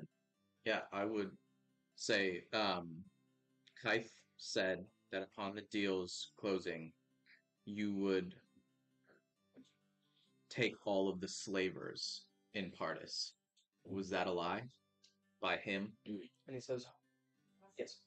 Okay. An effective one. And he just walks through. And he almost says that like he's upset in you for not figuring that out. And he steps through, and before he closes, he goes, Kaith? Kaith's like shaking, and he looks up, and he goes, I believe one thing to be true. There are leaders, and there are listeners. Do you hear me? Kaith just like nods. And then the portal just shuts. Lidlater, still in the room, and says, I will walk up Lancaster and Red Band, and I will come back down to finish my meal, and perhaps we could talk about what to do going forward in the next few minutes. And if you wish to leave after I've made some concessions, you may do so, and I promise you that. And he leaves with Red Brant, Lidlater, all the guards. Who just said that? That was Lidlater Bonesplit. And he leaves, with Lancaster, Red Brant, the 4 marbled armored guards. They open the door to leave, and Lidlater would just look back and say, I'll find you all in the House of Unhope. And the door then shuts, and you guys are the only people left in this room, waiting for Lidlater return. With Python. Yeah. I'm gonna look at Ith and draw my dagger. And he goes, hold on, can I say one thing? He goes, this is working. My plan is to warn the dynasty. We warn the other kingdoms, all the kingdoms together to defeat the Lich King. Oh, GSD, Denartha, and Hearth alone could do it. I plan to save Axelphage, end Daku's reign for good. 2 birds, 1 very big fucking stone. If we don't, he's going to come after us some point later. I don't believe him. I don't see if he's trying to pull one over on us again. Yeah, give me an insight check. Okay. Yeah, it's okay. Give you guys for advantage, just because, and everyone can roll.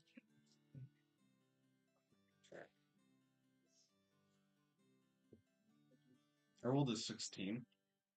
15. 19. Okay, with 15 and up, you said 29. 21. Okay, so everyone will know that he is telling the truth that is his plan. However, he's not hiding the fact that getting Axelphage to be freed is his first priority, and he probably is going to make sure that happens before he decides to turn the militaries on everyone. But we think that's probably part of the minutia of the deal he was going to work out.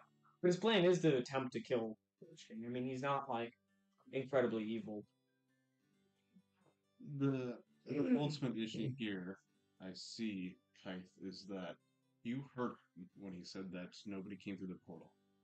I have met people, specifically Herthians, who would walk backwards into all hell if it meant seeing their kids for one last time. The fact that he took 10,000, right? Is that the number we're going with? And not a single one went back through that portal means that these people are changed. They're fundamentally different. If you're going to fundamentally change more than half all of Pardis, I don't think it's going to be worth it. We won't, though. The dynasty will never walk through those gates, not if we prepare their armies. How long did it take him last time to cast his spell? 60 years? And that was 10,000 people? How long is it going to take him for 15 million? He's going to be there for centuries. So you're saying you want to get him deep into the spell and then attack when he's Sure. distracted? I'm saying we get him as soon as we can rally the forces. I mean, last time, the only thing stopping us from getting him was the CFF, the Confederation for Freedom, that hid him. If we expose him within the first little while, there should be no problem. And if he turns and runs, then he turns and runs. I don't think brute force is going to kill him. We have knowledge that says that there's an item that it would take destroying to kill him. So I don't think brute force is going to work. We shouldn't be talking about this right now in here. This is idiotic. Sure. Fair. And Karin just goes, Brother, you've been driven mad with hate. There are other options, brother. Trust me. And then you guys you feel the whole base rattle as the ship begins to leave. And then you hear a couple steps coming down, and then everyone kind of just... Does anyone want to say anything right before they walk in? No. Okay. We'll kind of just say, let's just get through the meal. We can get her out here in a second. And in walks Lidlater. He has skeleton guards, like 8 skeleton guards with him, which is more than you're left with. And then there's also like a green a death lock, like some weird little like necromantic skeleton with green eyes. And Lidlater says, "Oh, peace. We're back together." Seeing it how the famous wastelander known as the Puddle Man is finally making his move on my town. But don't worry, he won't be anything against my guards. On the off chance that I'm wrong, and he is, I was going to ask all of you for some help. To prove your fealty to the Lich King by helping defend the city. However, right before I entered, the guards start to spread out a little bit. He says, "Talk to my companion here. He told me that the flames speak to him." He points to the green flames in the room.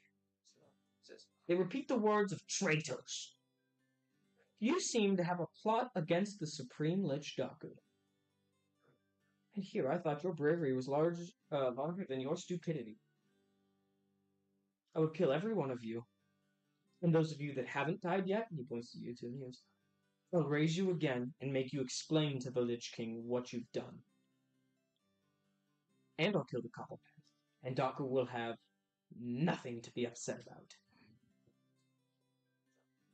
I'd look at him and say the only one plotting murder is him, and point to Kite. And he goes, "Let's try. I heard you all jump in on the coup." We were telling him that he's crazy. And he kind of looks at the other guy, and the other guy just shakes his head like that's not true. And he goes, "Well, then we'll keep him alive, because he's the only one that can actually do the deal. The rest of you, just risk." You can give me a persuasion check with disadvantage.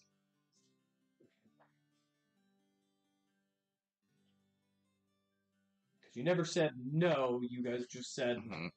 oh, that probably won't. 20. A 20 with disadvantage? Yeah.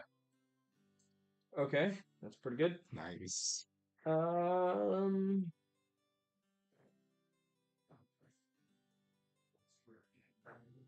Okay. He just kind of sits there and he goes, so explain to me that. Why shouldn't I kill you? I'm not killing him. He's the only one that can confess. Because we just had that whole conversation with Daku, and I believe he wants us alive. I believe that if you were to kill us after all of that, he would probably not be very happy with you, even if there were discussions with an idiot who seems to want to betray him. He goes, After that, after sharing the wine with us, I don't think he wants more spilt wine. give me another persuasion check, as you've got him kind of on the fence now. That's going to be at 27. He goes, perhaps I don't need to. And then the bass like rattles. And he's like, perhaps I don't need to take all of you. But I have to take him. And points at Kaith. Okay. And he goes, he's not going to live. Not after what he said. I thought you said you needed to bring him to Daku alive. And he goes, yes. To tell Daku of his fate. In fact, I don't need him alive. I can just kill him and bring him back. Then that is your choice to make. And he looks, and then Taran just goes, will anybody stand up for my brother?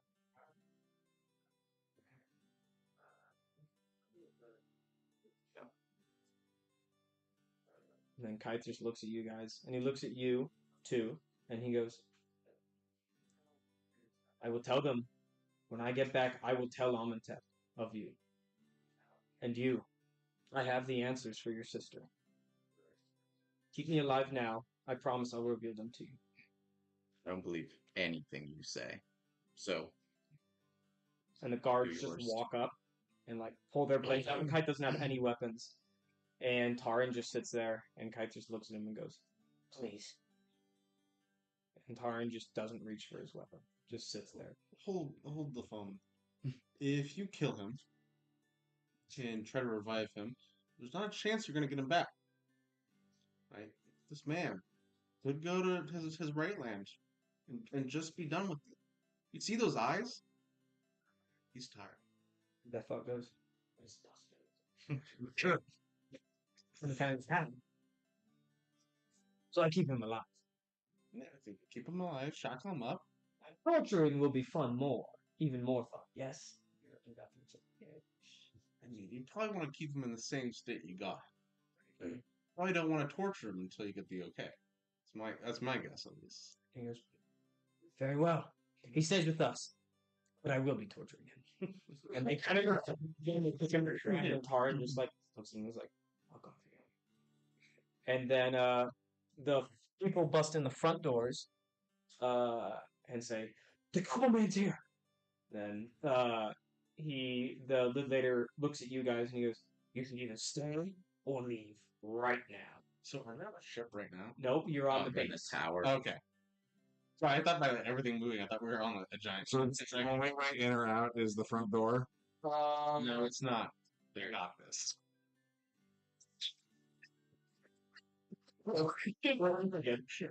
Is there the entrance? You want to go up? Let me accept your dog.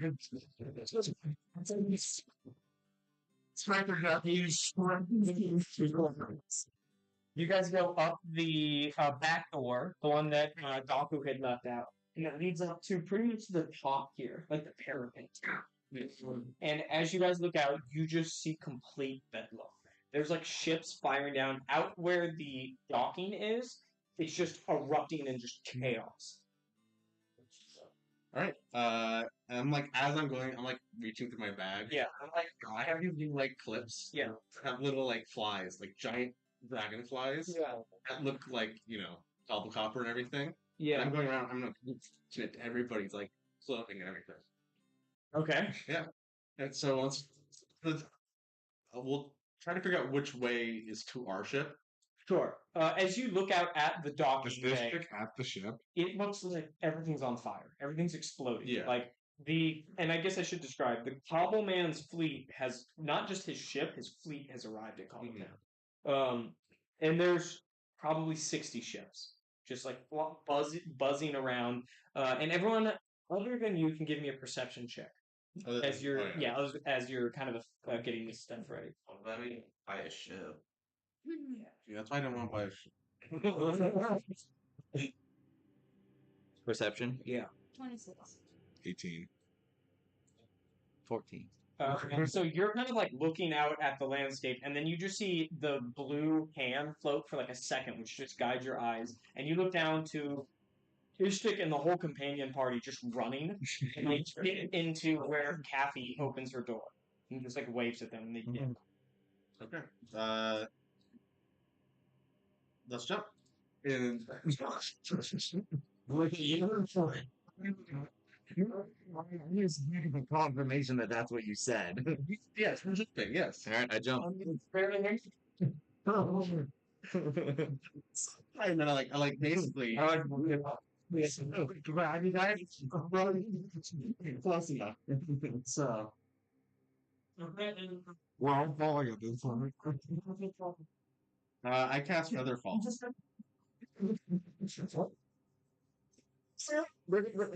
Yeah. Yeah. Yeah, I cast. Oh, great. Yeah, awesome. Yeah, so what happens is like we get like scarily close, like almost reach terminal, and then like right before like basically the little dragonflies lightly slowing down, and then they hit the ground, and then everybody just hears like simultaneously the dragonflies like explode, like as if they barely just had enough energy to stop it. Yeah. That's fine. And as you guys were going down, there was like missile fire, like by you. It's just the loudest thing you've ever heard. You guys finally land, and you are herded into Bailey and Kathy's place. Oh, and then I'm assuming Tarn was with us, or was he going? Yeah. He would have joined you. Cool. I think I got up to 6. So. Okay, that's good. Sure falls. Yeah, I was gonna say he can fall. It's fine. Yeah. No, it's kind of too not like Tarn is okay. Yeah, but Tarn seems like he might be an issue later. Yeah, I know. It's an issue. If it becomes an issue later, we will deal with it. Oh yeah. Go fall. Okay. It's 5. It's 5 people. Bro, You want to roll for my dog? How many puppy do you think it is? making a hold shot? Oh, I was totally not expecting to hold my dog. I like to imagine you just. Well, yeah, I guess it would be. Can it probably like I think I said 130 feet or something like that? Okay, so 13d6. Yeah. I want to see if he survives it. So that's kind of important. Yeah. Nice. Mitchell saved you on the. I know. I almost did. Sweet. I got a dog. Children will get 3d6 plus 3d6 or more fall damage taken. Okay. Someone would mess up on it. I missed something. One of my bingo cards was 3d6 plus fall damage taken, and it didn't. I was worried it might say player. It wasn't, so I was like, Yeah, my daughter played the. If you ever played the Lego games, and then it's the sound of all the Lego pieces shattering. Yeah. I pull out a little. It's like basically a flat magnet, and I just scoop them up. It's like my shield. That's awesome. Okay, you guys run into the room. We can level up at the very end of the session, or unless we get into something that requires a level up. Unless you guys just want to do it now and then play for another 20-30 minutes. I'm okay with doing it at the end, because I've got to make some decisions about it. So, You guys all run into Bale and Cappy's house. And immediately, Sora gets grabbed by Cappy. You just Who is it? You walk back. You walk back, and Bale is just lifeless on the ground. She goes, "What my father told me to do didn't work. Oh, turning it? Yes, bring it back. Bring it back. I need him back." I'll do a check, but Yeah, give me her. Yeah, I'm old man. My looks all right.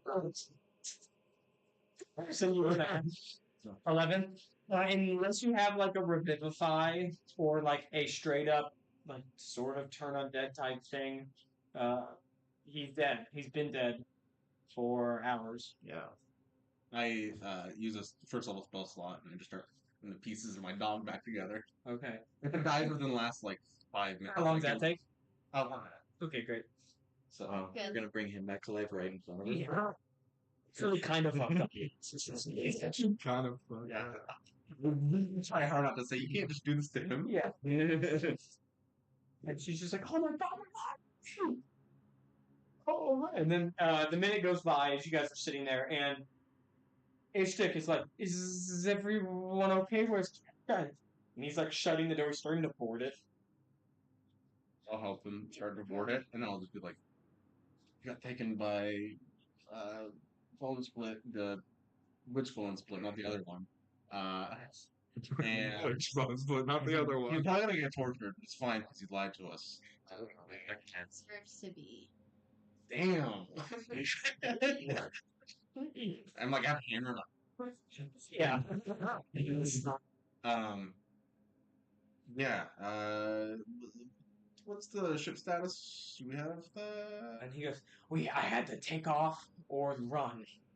As soon as the Cobbleman ship arrived. It was just mayhem. I'm just glad you're okay. Yeah. Thank you. Is this the rest of the? Glad you're okay. Is the rest of the people in here? Yeah, all the companions are in here. Well, we'll see if the Cobblemans wins or the other guys win. I was feeling well. He goes, and at this point, it's been probably 5-10 minutes almost as you guys are like beginning to board up. There's already been a few people running by, like hitting, and then you hear somebody should get attacked. And there are slits for windows. Oh, I have like my sword out and I'm like sniper mode, like. Okay, I like it. What side are you? Me? Yeah, like who are you? Is that like obvious? Sorry. Right, it's just kind of anarchy, right? Okay. Yeah. Bad guys. You know them when you see them. That's the first thing I tell you in war class. As soon as you say you know him, when you see him, like your breath just drops off as you see somebody stand up top at the top of Lid later. It's kind of nighttime now, and he's standing almost like right there on the side, and he's shouting, but his voice carries very like a weirdly far, like magically enhanced. You just hear somebody's like, "Excuse me, delinquents, perverts, casts, and more the like. I have a question for you." And then there's kind of the chaos is still going on. He goes, and everyone kind of like stops. You like, and then and you just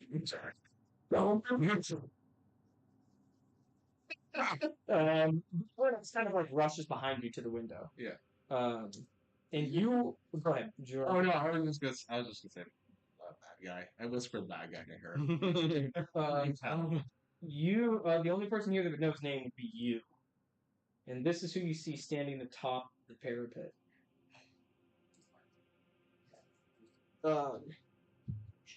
Short dude. Yeah. There. What's that? He looks like an actor. He looks like somebody. Well, see, I was gonna say, I was gonna say walking. I'm walking. I could. Christopher Walken. That's too late though. Nicolas Cage and Ghost Rider. Little Nicky. It's totally Christopher Walken. Yeah, thank you. Oh fuck. Yeah. It's right. Yeah,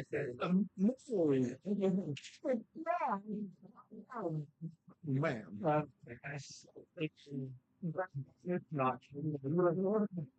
It's not. No, I'm going to. Walker. Yeah. Canon. This is like a figure of madness and destruction. His face is clearer than a molten mask of cobble copper that's been seared into his very bones, fusing with the scorched remains of his skull like a cursed brand. His body, cloaked in jagged, twisted remnants of molten cobble copper, like armor plates. His movements as he speaks are jerky and chaotic, every twitch and snarl a glimpse into the frenzied mind that governs his psychopathy. The skin you see in the pockets beneath his tattered robe and cobble copper seems burnt over time and time again, scarred by chaos and decisions he likely hasn't thought twice over. If the storms of rage and chaos could be channeled into a single human vessel, the cobble man seems to be it. Uh, Behind him, circled like a vulture over a writhing prey of his ship. It looks like a dragon with arched wings. 5 separate floors that hold near 100 people. Dozens of weapons for dismantling foe in any way imaginable. It flies behind the figure of the Cobble man above Cobble town, like a flag placed in dirt after a militaristic invasion. I will show you the image of his ship as well.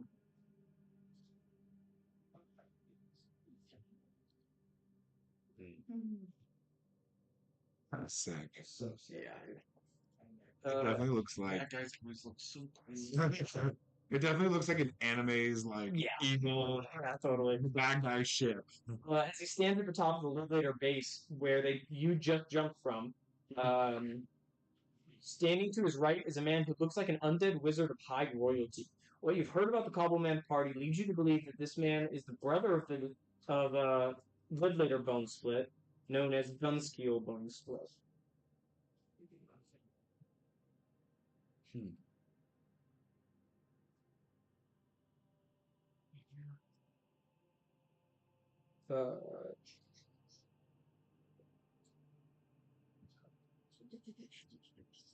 Uh, this move to have him standing right here is a political one. The winds kick up Gunskill's hair. They're white as winter. Some undead skulls feel empty and a sign that the body has lost something it once held, but not Gunskill. It almost seems that he's staring through you, even though he isn't looking at you, like a haunted painting. Finally, behind him to the left, you see a familiar face that takes both Sora, and Akna by surprise. Takes you a second to realize it is the traveling Knight of Cain Chocambrin who stands behind him.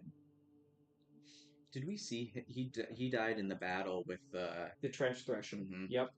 He was the one asking you guys to kill him. didn't go where I wanted to go. Right. He's asking Rogar to kill him. Yeah. And then the Cobbleman speaks again. He says,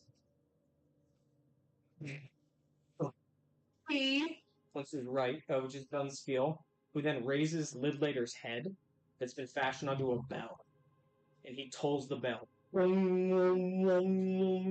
He says, "Neither does Daku, the Lich King, who wants to turn you into a kingdom. You don't want that. Comes are the reason why. Stirred. No good. You're the reason you're twisted, depraved, perverted, depressed, cannibalistic. I am no king, and I am surely no fan of order." The crowd's all but stopped to like listen to him, and many people have begun like almost like starting to cheer him on. Are you still shooting people?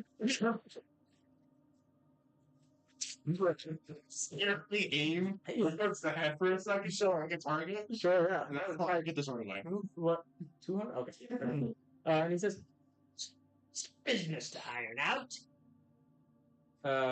This campaign doesn't stop at Cobbletown. It goes all the way to the House of Unhope.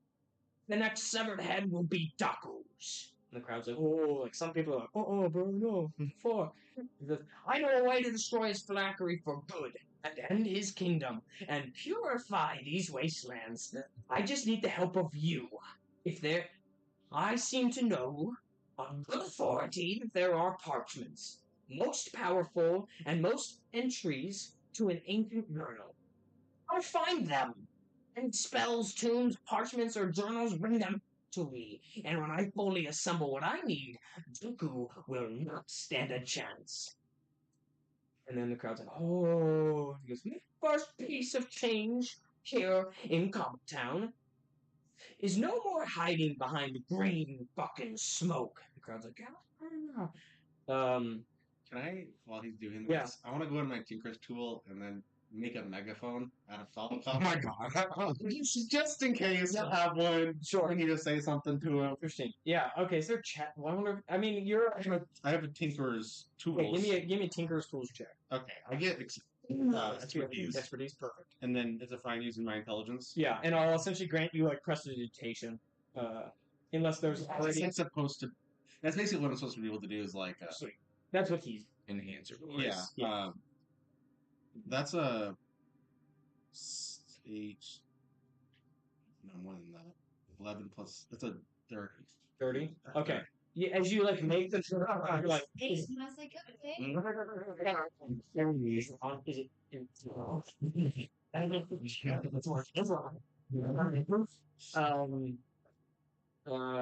It's you. I don't like just in case you want to use it. It is okay. Alright, shut Yeah, I'll turn it off. Maybe we'll cap for it since it's obvious. So he says his first order of business is that there is no more green smoke. There's no surrendering anymore. And he says change effective immediately is a 72-hour purge of Cobtown. Feel free to do whatever the fuck you want with no threat of punishment. On day 4, we clean, because on day 5, those who live will turn Cobbletown into a pit stop for the deprived, where we hold death rallies that will make your blood and wine games look like a Herdian poem hour. And the crowd's like going ballistic at this point, just like, and they start now like beginning to just attack each other in the name of chaos.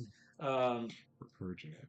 And then Cobbleman says, one last thing, and to all of you who accuse me of sitting safe in an ivory tower up here like Taco did, Linklater did, to you I say, if it's the throne of Cobbletown you want, then take it. And then he jumps. He just falls the 120 feet down to the ground, superhero landing, with a shockwave. And there's a pause before all the old guards that serve Linklater just like rush into attack. And more even just power-hungry looters or even people that were kind of just dedicated to the order, the little bit, as you said, of order that Cobbletown provided, they all begin to rush in. Yeah, I'm gonna take the microphone and I'm just going, Oh, sure.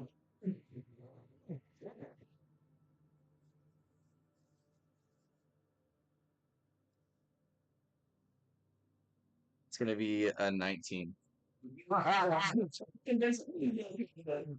Bomb mentality thing. They all just start springing in. Did any of you actively do anything? He's probably 100 feet away, like in the center. Okay. Then you guys just watch the scene unfold. And if you guys want to stop me and interject and do something at any point, just let me know. But the Cobbleman, who kind of stands up, looks like a demonic titan as the crowds begin to rush him. No, there we go. His burnt metal skull mask almost seems to take a smile in the entropy of decency in front of him. Lidlaters, skeleton guards, with jagged halberds and dark sorcery swarm him. And you guys will notice Otto Dilpoke is one of them, just taking out like his little pistols and just kind of sucking him, like running behind a few people and then just taking a pop shot here and there. I thought he was in here with us. Oh yeah. He was. My bad. He critted on that. Because normally he says no if anyone asks him to join, but then I think who is it that asked him to join? I think he critted. Yeah, I thought it was you. Well, he's been saved. Mm-hmm. Congratulations. I thought he just left the group. Just like, sure, right? Got opportunity. Doesn't feel. I can't. Feel empty. But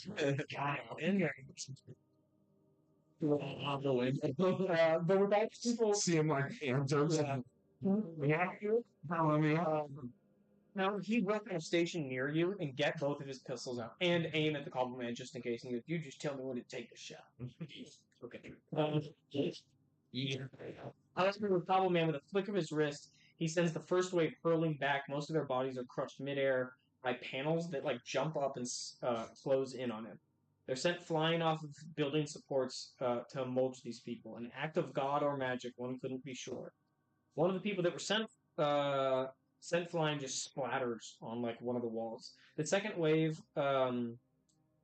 attack, and this time the cobble popper that made up the flooring of the city it begins to rise. The metal he controls, wrapped around his limbs, act like serpents, squeezing until bones begin to crack the torsos of the people that are being held up with a sickening crunch. One guard's helmet was crushed into his skull by the twisting metal. Blood sprays all across the floating streets, and the cobbleman's face unchanged in his metallic smile. The third wave is hesitant, but with your shouts, they continue to push on. The godlike wastelander went on the offensive this time. His movements were blinding. He's like a force of nature. His fists crack through armor as if it were paper, shattering spines and tearing limbs from bodies in a gruesome display of strength. At one point, he lifts two wastelanders simultaneously by their throats. Their shrieks silence as he smashes their skulls together with a deafening crack. The cobblecopper around them rippling in cheer. But he has moved himself into the heart of the mob. No towering base to back him. The Wastelanders see an opportunity to overrun him, and they do. And are you shouting anything else at this point? As it almost seems like you seem like they're like crawling over like ants on a hill. Yeah, I would just probably yell like swarm him like while his back's turned.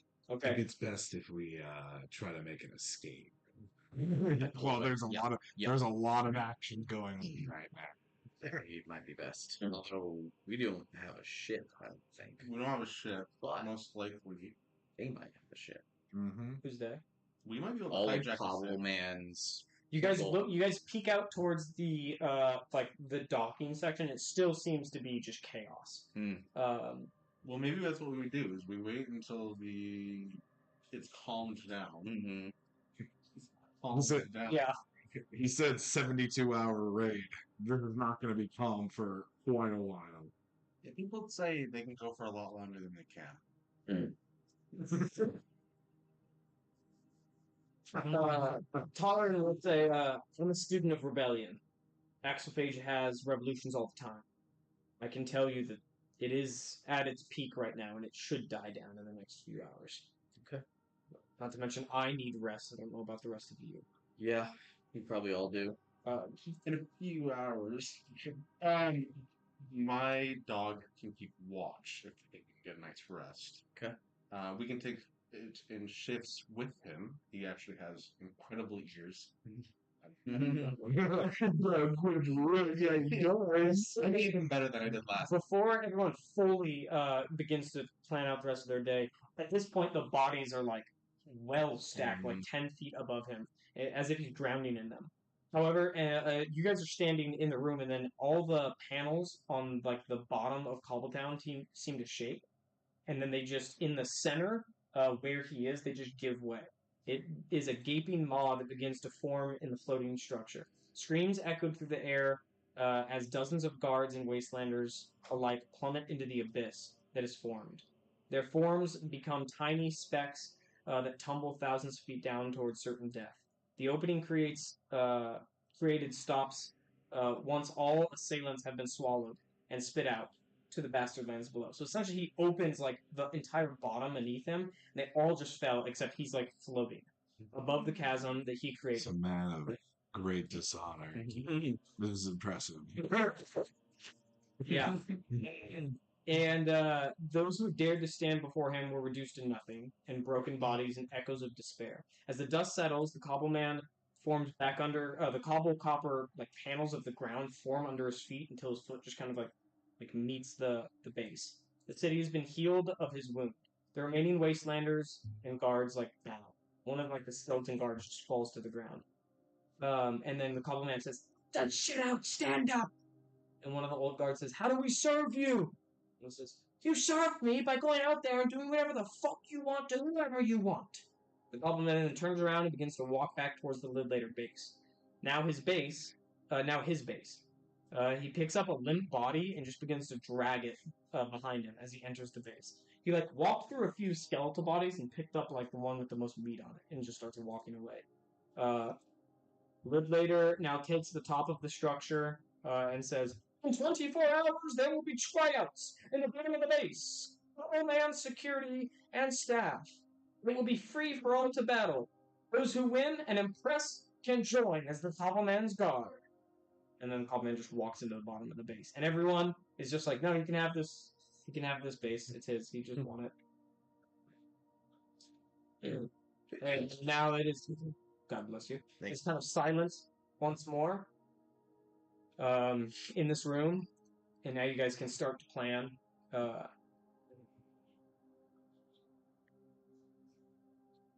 And Taran will say, "Leave. That's what we want to do." When it is safe. "Where to?" Well, How's it going to help? like That's gonna be. the only place to go. We gave your brother as best of a chance as possible. My brother did what he did. And he lied to me. And his fate is in his own hands of every decision he made to get here. I am not making that deal. And I will die stopping you two. Yeah, I don't believe anyone here wants to make that deal. we were up in the air when it came to slavers. But I don't believe, one, that his plan will work. And two, if we were to agree, I believe it would go through. I think the total death of all of the dynasty would be much more than we expect. Yeah. We're all tired, though. I think if we can, we get 8 hours. I think if we're right and correct, we shouldn't get attacked. We board it up. My question is, why leave? Where do we go? What do we do? House of Unhooked. What for? What deal? There was no deal. The next step is most likely going to be going there. There has to be a way we can solve this. Because he's going to make that deal. He's going to do it no matter what. He's not going to make the deal if Daku knows that the deal will kill him. He's been outed as a liar. There is no more deal. I promise you that. As soon as Daku hears that Scythe wanted to kill him, you think Daku's going to just say, "Okay, yes, let's do that deal"? No, that deal is over. Well, I don't think you're right. I think Daku understands Scythe better than anybody else for some reason. I think if this was a game, Daku's thinking the farthest ahead right now. He has to be. If he's thinking the farthest ahead, then he knows that I share blood with Kaith. And he knows that if he needs Kaith in order to instill him as Axelphage's leader, which was the plan, that I can do that just the same. Okay, then we need to get you confirmed. Because I'm assuming what's happening here is that if you can get to the deal concerning the slavers enacted, I think we go for it. We don't know that Daku will make that deal. We don't know until we try. But then the question is ultimately, what if he needs to make that deal? What if the House of Hope is running out? Yeah. Souls. What if he's not able to enact his plans without enough people? He won't be able to close the portals without enough. These people from Axelphage and Azim that are slavers may just be enough for him to be able to close the portals. He doesn't need all of GSD. He just needs enough to start his plans to finish his plans. And at the very least, that's where the portal is. If you want the colony of Axelphage that are in the Bastard Lands to potentially ever go home, that's pretty much the only way they can. So, I disagree with that. There is another way. What? There's two, in my opinion. The way I see it, there's three options. Yes, we go and we try to change the deal with Daku. My personal opinion is that he's somebody that when he wants his way, he gets his way. Maybe I'm wrong. The other option is him. He points up to the Cobble Man. He goes, he just mentioned the same parchments or journals that you guys have been talking about. He says he knows how to destroy the phylactery and kill Doctor. You've seen what he's capable of. That is an option, a real one. But why would he need, if he knows how to kill or how to destroy the phylactery, how to do all that, why would he need the parchments? Why don't we just get all of them ourselves Maybe and That's do it option three. ourselves? Then I'd say He- that, because I don't so- think we trust that. He clearly has some. So option three includes going to him and stealing them. Or covertly. Hmm? We become a guard Yeah. and covertly infiltrate his base And get and do it. I don't know. I'm reluctant to be within 10 feet of him if he can open a chasm. I am the same way. It You guys would have her blood boils in the dishonor he brings upon this city. not that it's any consolation in this conversation, but you've heard tales that he can manipulate Cobblecopper like that, Mhm. and you think that's probably like where he's most powerful when he's surrounded by Cobblecopper, that he can kind of manipulate like the Force. Had you got them on the ground at the wasteland and no Cobblecopper near, would you be able to do anything? I mean, yeah, he's still going to be very powerful, but Yeah. he's not. eventually. Yeah. So we either infiltrate or we assault him outside of. Or you take Daku's deal, or you take. So the way that, and this is a little game breaking, you guys can obviously find a fourth option or a fifth option. I do not care. Do whatever you want. But the options kind of laid out, which seem like the most optimal paths forward, is to go and try to morph a deal with Daku, and or to take the deal that was already there. Option two would be you go and you actually join the Cobble Man, and even though he is crazy, you do what he says and you try to just instill Wastelander law back to the Bastard Lands, which means siding with him, who would be a very powerful ally. Or option three is what you guys have been talking about, going and taking whatever journals he has for yourself, and then going and attempting to kill Daku or make a deal with him. Or the fourth option is Yeah. we do nothing and leave the status quo and we never come back to the table ever again. We stay in that room at Bale and Cappy. Yeah. Suicide? No. Well, Sora said it like 3 sessions ago. There's nothing to go back to, right? We just stay in, the Bastard Lands, hang out, make a new sitcom. Yeah, we just all bail it. Mail it, just end Yeah, ourselves? just end ourselves, dude. Go back to the Bastard Island. Dead. I mean, yeah. I Why not both? I think our path has been in front of us for a while, and we have been avoiding that possibility.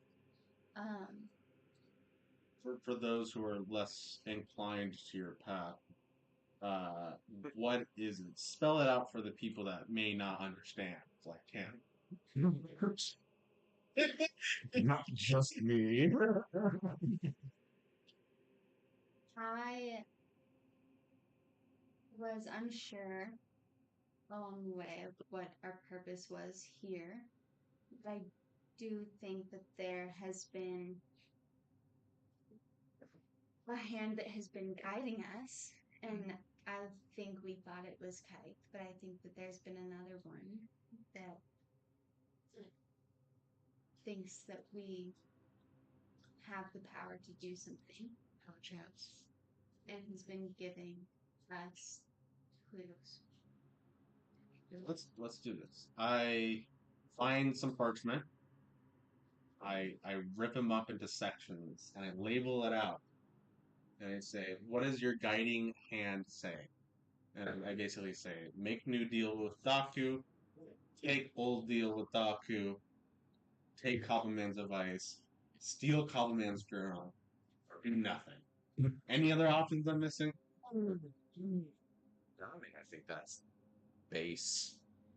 What does your guiding hand tell us? Or we do it anonymously. That's a very hurting way to do things.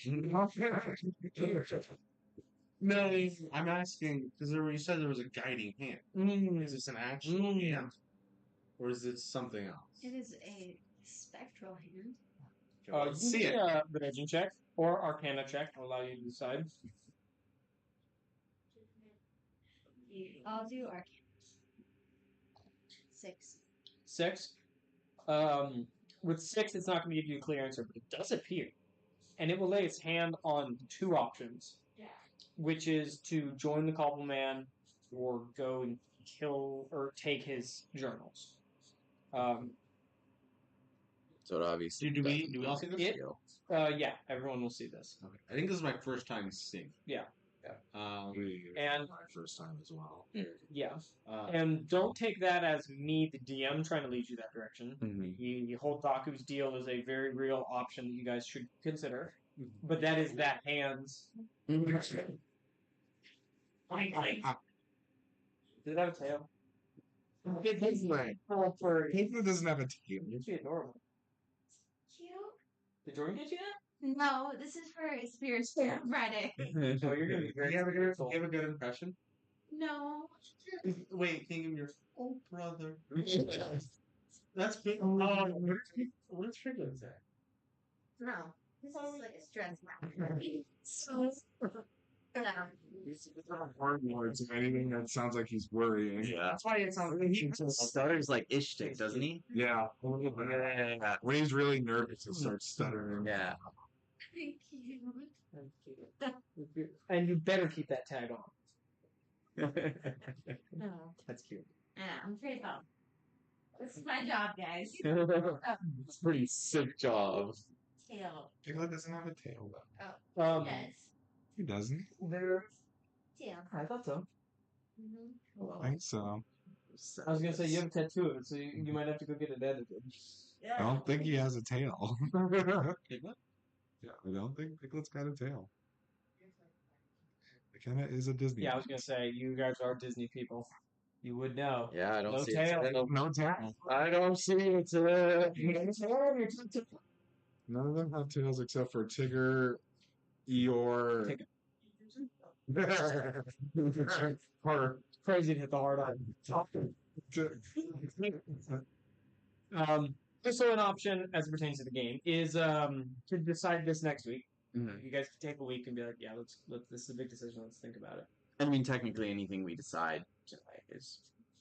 Yeah, you can undo it next week. Yeah. With the spectral hands, do I know if it's anything relating to like Setsu Zing or magic? Anything like that? Ooh, I like that. You could give me an Arcana check. Okay. Yeah, sure. My Arcana and religion are the same. So Perfect. So it would probably it's a dirty 20. dirty 20. This is, I will confirm to you what Sora might have been saying, like, in conversationally, that you will probably now go, okay, maybe she's right. Which is that this is an actual ghost. Spectral hand actually trying to lead you towards something, with a dirty 20, I will say that it has a very powerful essence to it. I thought you were lying. It does actually seem that there is a hand, right? Yeah. I met him on a Gathering the. a while back. Over wine? Over someone else's luggage. How do you know it's a key? It's very vague and not. His name is. Right, we did get a name. But... Yeah, we did get a name. His name is I'm telling you? The name. Great. I'm hungry on God. I'm telling you. Guys, you know his name. I can say it, but I don't want to be wrong. Oh. What did you say? What did you say? Tall. I thought you literally said, I'm Tanoshu. Telling you? That was the joke. Oh. It was I didn't like it. No. It was. His name was Vance. Yes. And. So I can say that's the name of the person in the journal. we think. I think his name is Vance. You call him Vance, so can he give me a thumbs up? Your name, Vance. Sure, what that thing do? You get a thumbs up. You get a thumbs up from Vance. Vance, no more. Okay, so the Cobble Man is not. That's not mine. I did have that thought. But maybe he's trying to resurrect said ghost. Because the ghost is the one who wrote the journals and who knows the secret to beat Daku Then why does he need the journals to resurrect him? for all the entries. Potentially, there might be clues on how to resurrect said person and bring him here. Or, Oh, via the phylactery? yes. I feel like the point of the phylactery is you don't die. So our Vance guy, I would like to ask Vance if Daku's phylactery is a person. Thumbs up for yes. Thumbs Or down a, for a no. being. and then thumbs like either left or right. You Okay. don't know. Do you know anything about? Do you know anything about the phylactery? Thumbs up for yes. I'm going to be bored right now. Okay. Know something about the phylactery. You know how to Page? beat Daku. It's such a shame this guy doesn't know sign language. What? Does he know? Do you know how to beat Daku? It's the phylactery, I don't think. I just wanted to confirm what you read. Fair. That's a good call. Oh yeah, that's fair. It confirms my suspicion that this is the guy who wrote the journal, who's guiding us to gather the entries. I should remind you. Oh, sorry. No, you're good. You're good. He at the very last of his entry, he does say he has a subphylactery, so you're unsure how far he is along the lich scale. So he And knows. Clearly, I'm not necessarily like drawing from.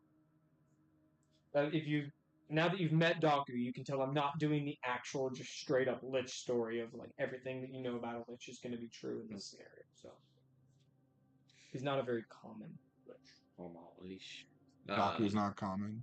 If you find other liches aren't going to be much like him. In this world or just media? Media. Okay. Yeah. I was sure we're like not meeting. No. He's actually a dragon, but No, I know. Yeah. Just one. yeah, like if you look up lich like Ravenloft, like I intentionally decided not to go that route and do that type of thing. Except there are some, as you can tell, he's still doing the thing where he's consuming souls to feed him. Wait, Ravenloft? No, so I'm sorry. Isn't that the name of Ravenloft is the city or whatever? is Tron. He's a Shot. vampire. Oh, he's not a lich? No, he's a vampire. This is the whole. He's Nosferatu. Oh, I actually don't know much about that. I thought he had a phylactery and stuff. No, Moravian is Transylvania. Oh, sick. Okay, Yeah. that's pretty cool. Yeah. For some reason, in my mind. None of those are spoilers. No. Turns out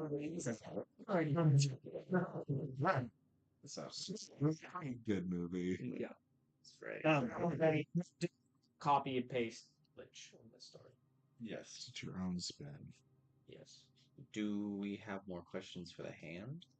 I would like to ask if the phylactery is more than one thing. Like if there's pieces. Oh, That's good to know. How about we'll go here? kind of no. Okay. Maybe. We could be asking this hand everything, but I don't think it's actually going to give us real answers. And if No barking. along, like this rest period or whatever, you can No compare barking. So salty. Came from work. The journal? Oh, yeah. Well, I read them during that 1 hour before rest. Cheer comment. I think probably the best idea for us, we take turns taking a watch. My dog has a Recursion, has a pretty cool feature. He will growl based on proximity. Like Mortal Cannons? No, hound? I was more of a. He has Oh, like okay. ears. Yeah, He has yeah. a perception of 6. Oh, that's fun. And he's a dog. So Sure. he's a robot dog, so he doesn't need to sleep. I love So that. he can It's basically- kind of like Big Clown. Yeah, Yeah, except he's not invisible. But yeah, yeah. Or all seeing. He's just kind of good he at can it. miss stuff. So Perfect. Yeah. Are we wanting to wait to make a decision until next time, or are we kind of wanting to make one now? I think we should take our time and think about it. Mull it over. What's everybody's leaning towards? Like, what's everybody don't want to do? Probably mine might be easier. One, I'll start. I don't want to take the original, this new deal, whatever. With the Great Wolfscale Dynasty. That's not on the table. That needs to be taken off. So Ripley will say, Yeah, I'm going to speak. This is how I do. I do not wish for the Cobblemen to create complete chaos here. I have a colony here. Those people would be ravaged.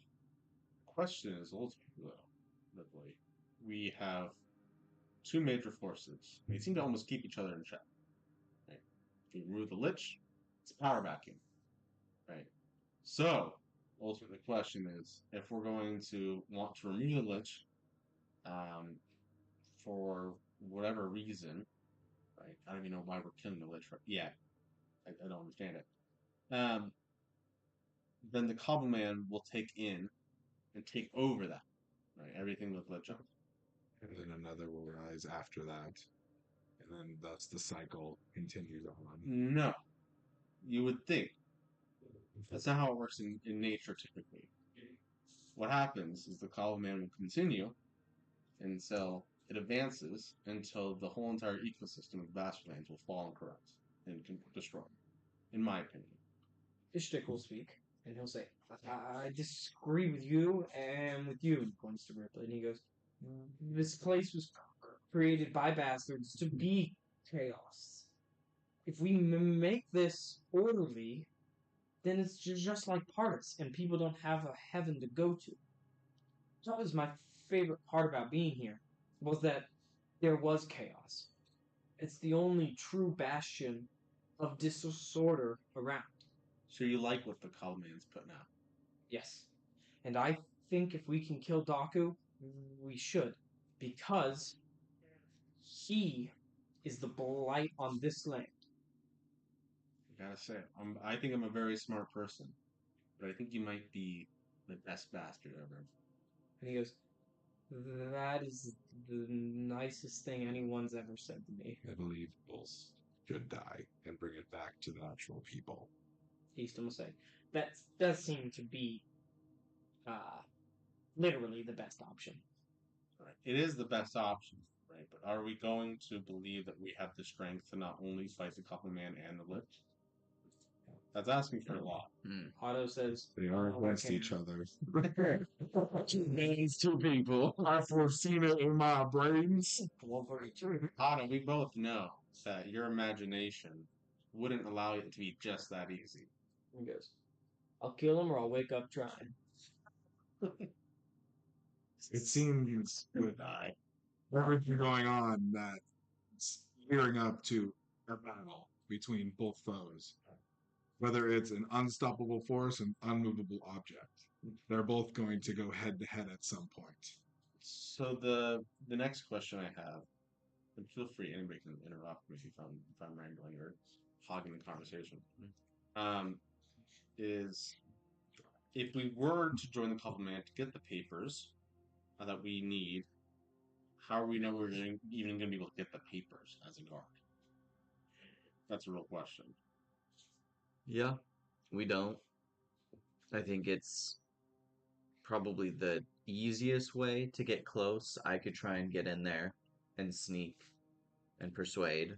Um, or we just try and do more or less a heist and we all go in, or some of us go in, you know.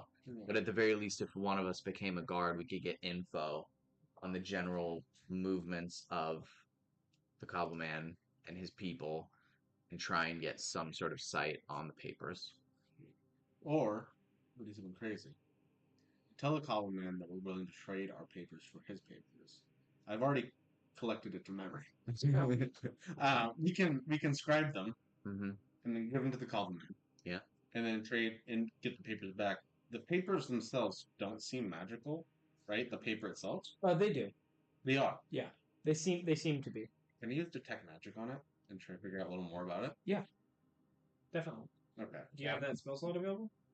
It's under shoulder. Great. And yes, what I do do. you learn with that? Well, let's find out.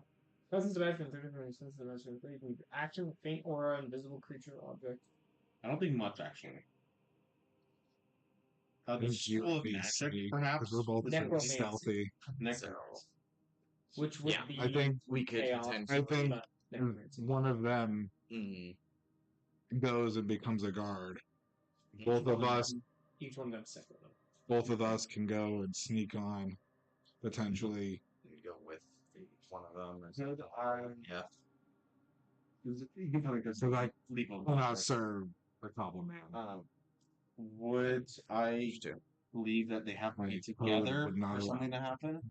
I think if I had to. Okay, there's a lot of entries. We'll see. Well, Not all of them. you're gonna need to get an 80. Okay. them. You wrote 80 now. Only a bit more. Yeah. If somebody is going to be his guard, would it be suspicious to have people in Like living Living. people, bodies? maybe. I mean, To become his guard, you have to win the battle yeah. at the pit. So Yeah, we figure out what that means. Fighting pit. Mhm. Like I would know what that is. So yeah, I'd say ponder. Do you get Come to back use to it. a spell when you sleep? We can all make a group chat separate rooms.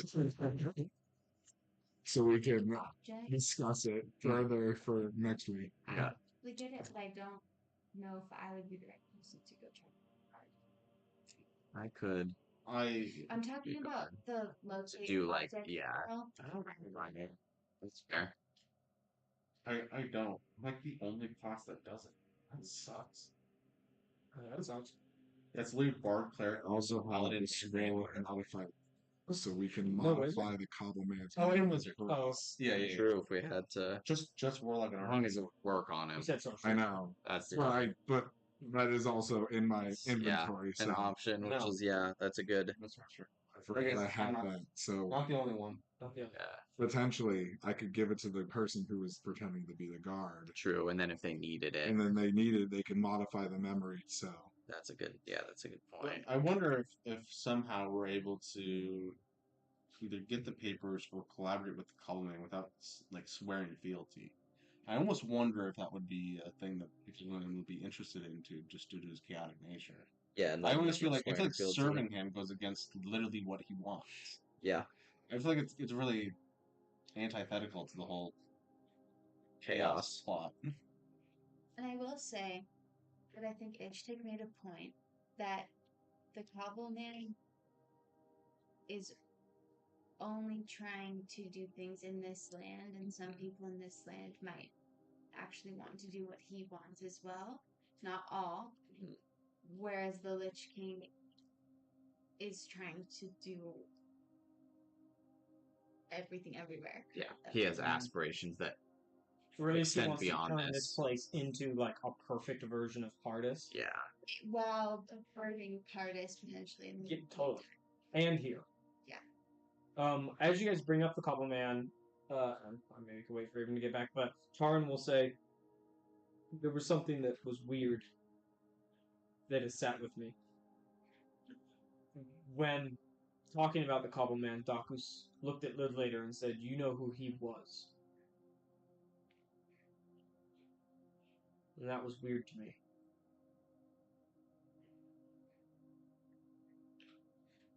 I think the only person who knows So is that- that guy.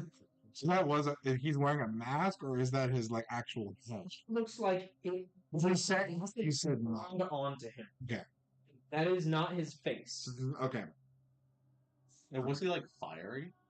He was his. It looks like any patch that's not like a molten, actually like molten cobble copper is like burnt skin kind of.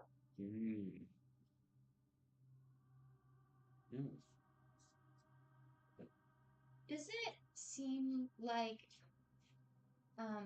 Vance could have, in the process of getting like his own phylactery, could have like split his soul or something and become this guy? Yeah, what's his skin color? I guess we don't know what Lolatulian. Starts tapping you to show version. This is not a horror situation. 9 Topo Man. Spun around. It's my spine.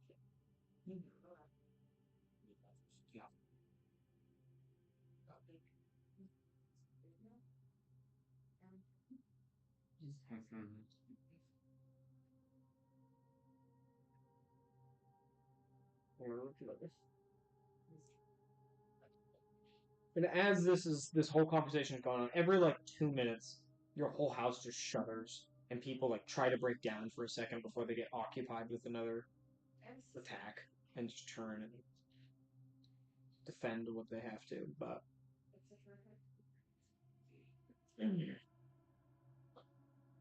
Does anybody know, since we're all from different times, if there's someone from Pardis who potentially veiled enough to come here, but along the way had enough power to become what he is here?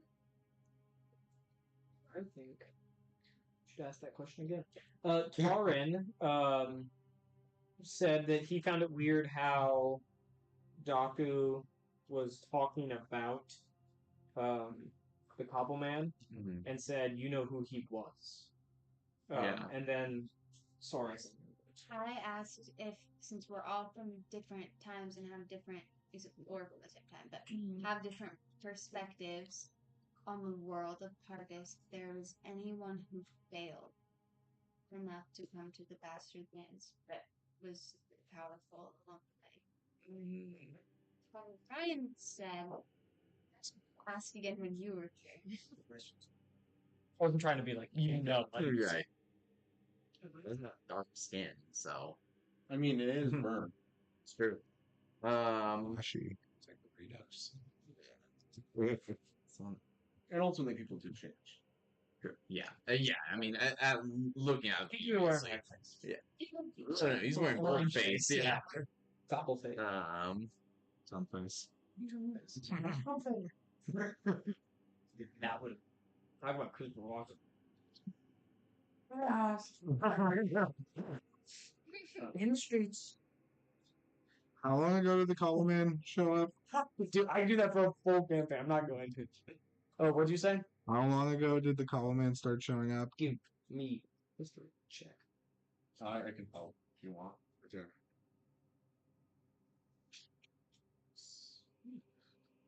That would be 21. No need it. Really, huh? Plus 5 in history. Nice. That's a good check to have in this campaign, apparently. Yeah, seriously, comes up a lot. That and with Samurai, I am proficient in wisdom checks. But, yeah. Because of my samurai. Yes. My samurai. Roughly 350 years ago. 350, okay. Can I do a knowledge check of all important people 350 years ago? Yeah, give me a history check. I guess it'd be closer to 400. Can I also? Yeah. Sora, you want to roll one? Yeah. History? We're done. I'm done. Tapped out. I want to do it again! That's unfair. 16. I'm just getting timelines.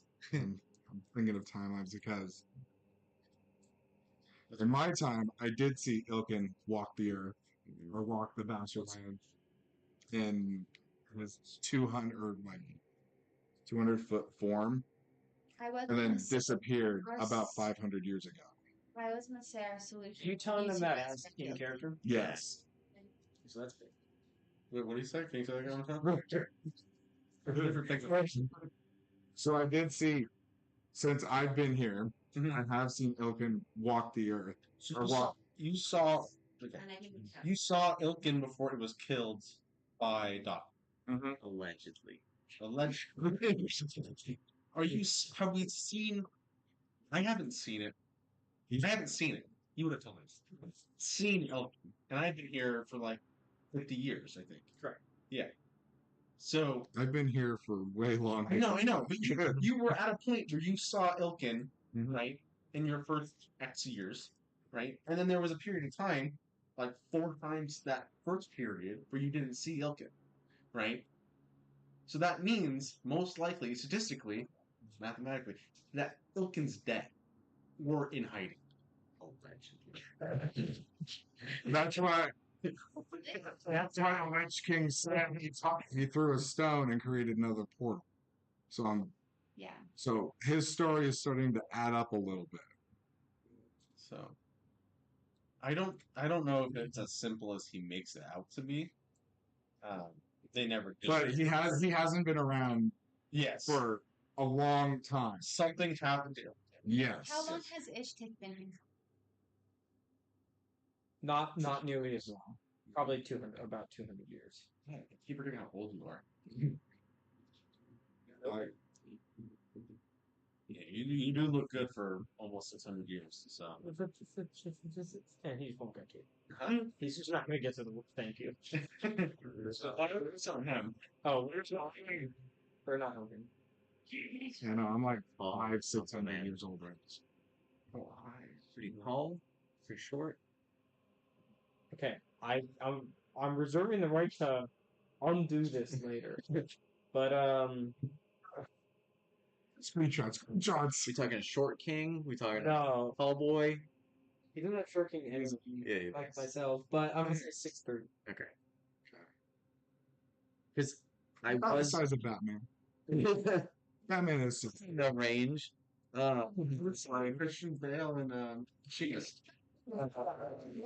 He's got a later. We're gonna cast all these characters. He's got a. I will say, Fights people. I definitely mirrored my acting of Daku on somebody, but Okay. Yeah, it definitely feels. I just. Stamina, what a coat. You know. All in all. I was trying to figure out who you were modeling Cobbleman's off, if I'm being honest. I went for that too. I did not follow it that. I wasn't. Okay. Back to the matter at hand. Yeah. Where were we? Well, I just told everybody I saw Elkin, and then you were. Yeah, but there was a lot of different sidetracks. Yeah. We got somewhere. Let's take a rest. Let's do some shifts during time watch, and worst comes to worst, we, you know, what I'll do, what I really want to do is I want to have my dog go through the bars of windows and just start pulling bodies and lining them up against the house. Okay, great. Oh Jesus. Okay. Yeah. You guys asked me a question which I didn't get to until just now. I will say around between the years 700 and 950 is the window of which you guys were asking about when he arrived. The Cobble Mix. Okay. Which would be either A, the year he died, or B, the year that he grew power in. He could have been here for a long time. Yes. Like, clearly, Daku was here for a while before he actually gained power. Can I do like history check to see if there are any major leaders I can think of within Amenhotep during that time? Yeah, you can go for that. The only other answer, unless you roll really, really well here. That's 20, baby. Well, I actually know some of this. I know some of this. 19. 19. General Tolado was becoming very. He had just written the Pyramid Defense. Yeah, okay. And during like the 1,000-Year War and everything. So General Tolado is the biggest thing. I don't think he died dishonorably or like failed in like a way that would bring him to the past plans, did he? Or is No, he no, just he- being worshipped? I believe he died peacefully True. after winning the 1,000-Year War. I think he went on the crusades of the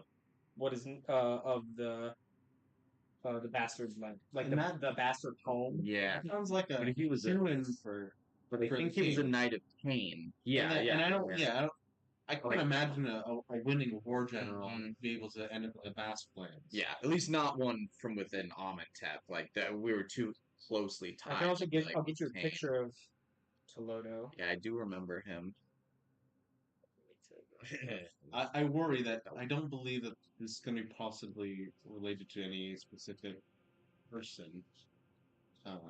Without doing like a. Oh, I don't want to push it there. You don't have to, and the answers may or may not come up eventually. But you guys could always, at another point later, go back through that lore video and see if there's any more information that could be gained. I was just thinking I was going to go back and rewatch it. This I is thought that was General him. Tolodo, Yeah. which is maybe my favorite ending of all King and Varian. Rising out of the waters at the Blood Marsh, where they attacked the barbarians. Yeah, we sat on that photo for a while. Yeah, we did. Wait for the right moment. Yeah. Damn, boy. So that was rude.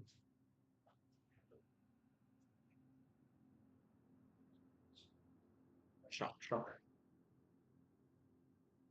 Well, Yeah. Did you guys want to make a decision on? We'll wait on it. Yeah. Wait on it. Give it a wait. Everything. Okay. But I do want to roll for hit tonight. Mm. Yeah, we will Well- level up now. Well, unless there's anything you guys want to do left in this building before you take a long rest. Tumultuous. Tuck away all of the things. What? Tuck away all of the writing. Yeah, the parchments. Keep them safe. Don't forget to pray to your talisman. Every night. Every night. Pray to your talisman before you go to sleep. Do I have to? That sounds like brushing your teeth. Do I have to? Okay. Yeah. Good.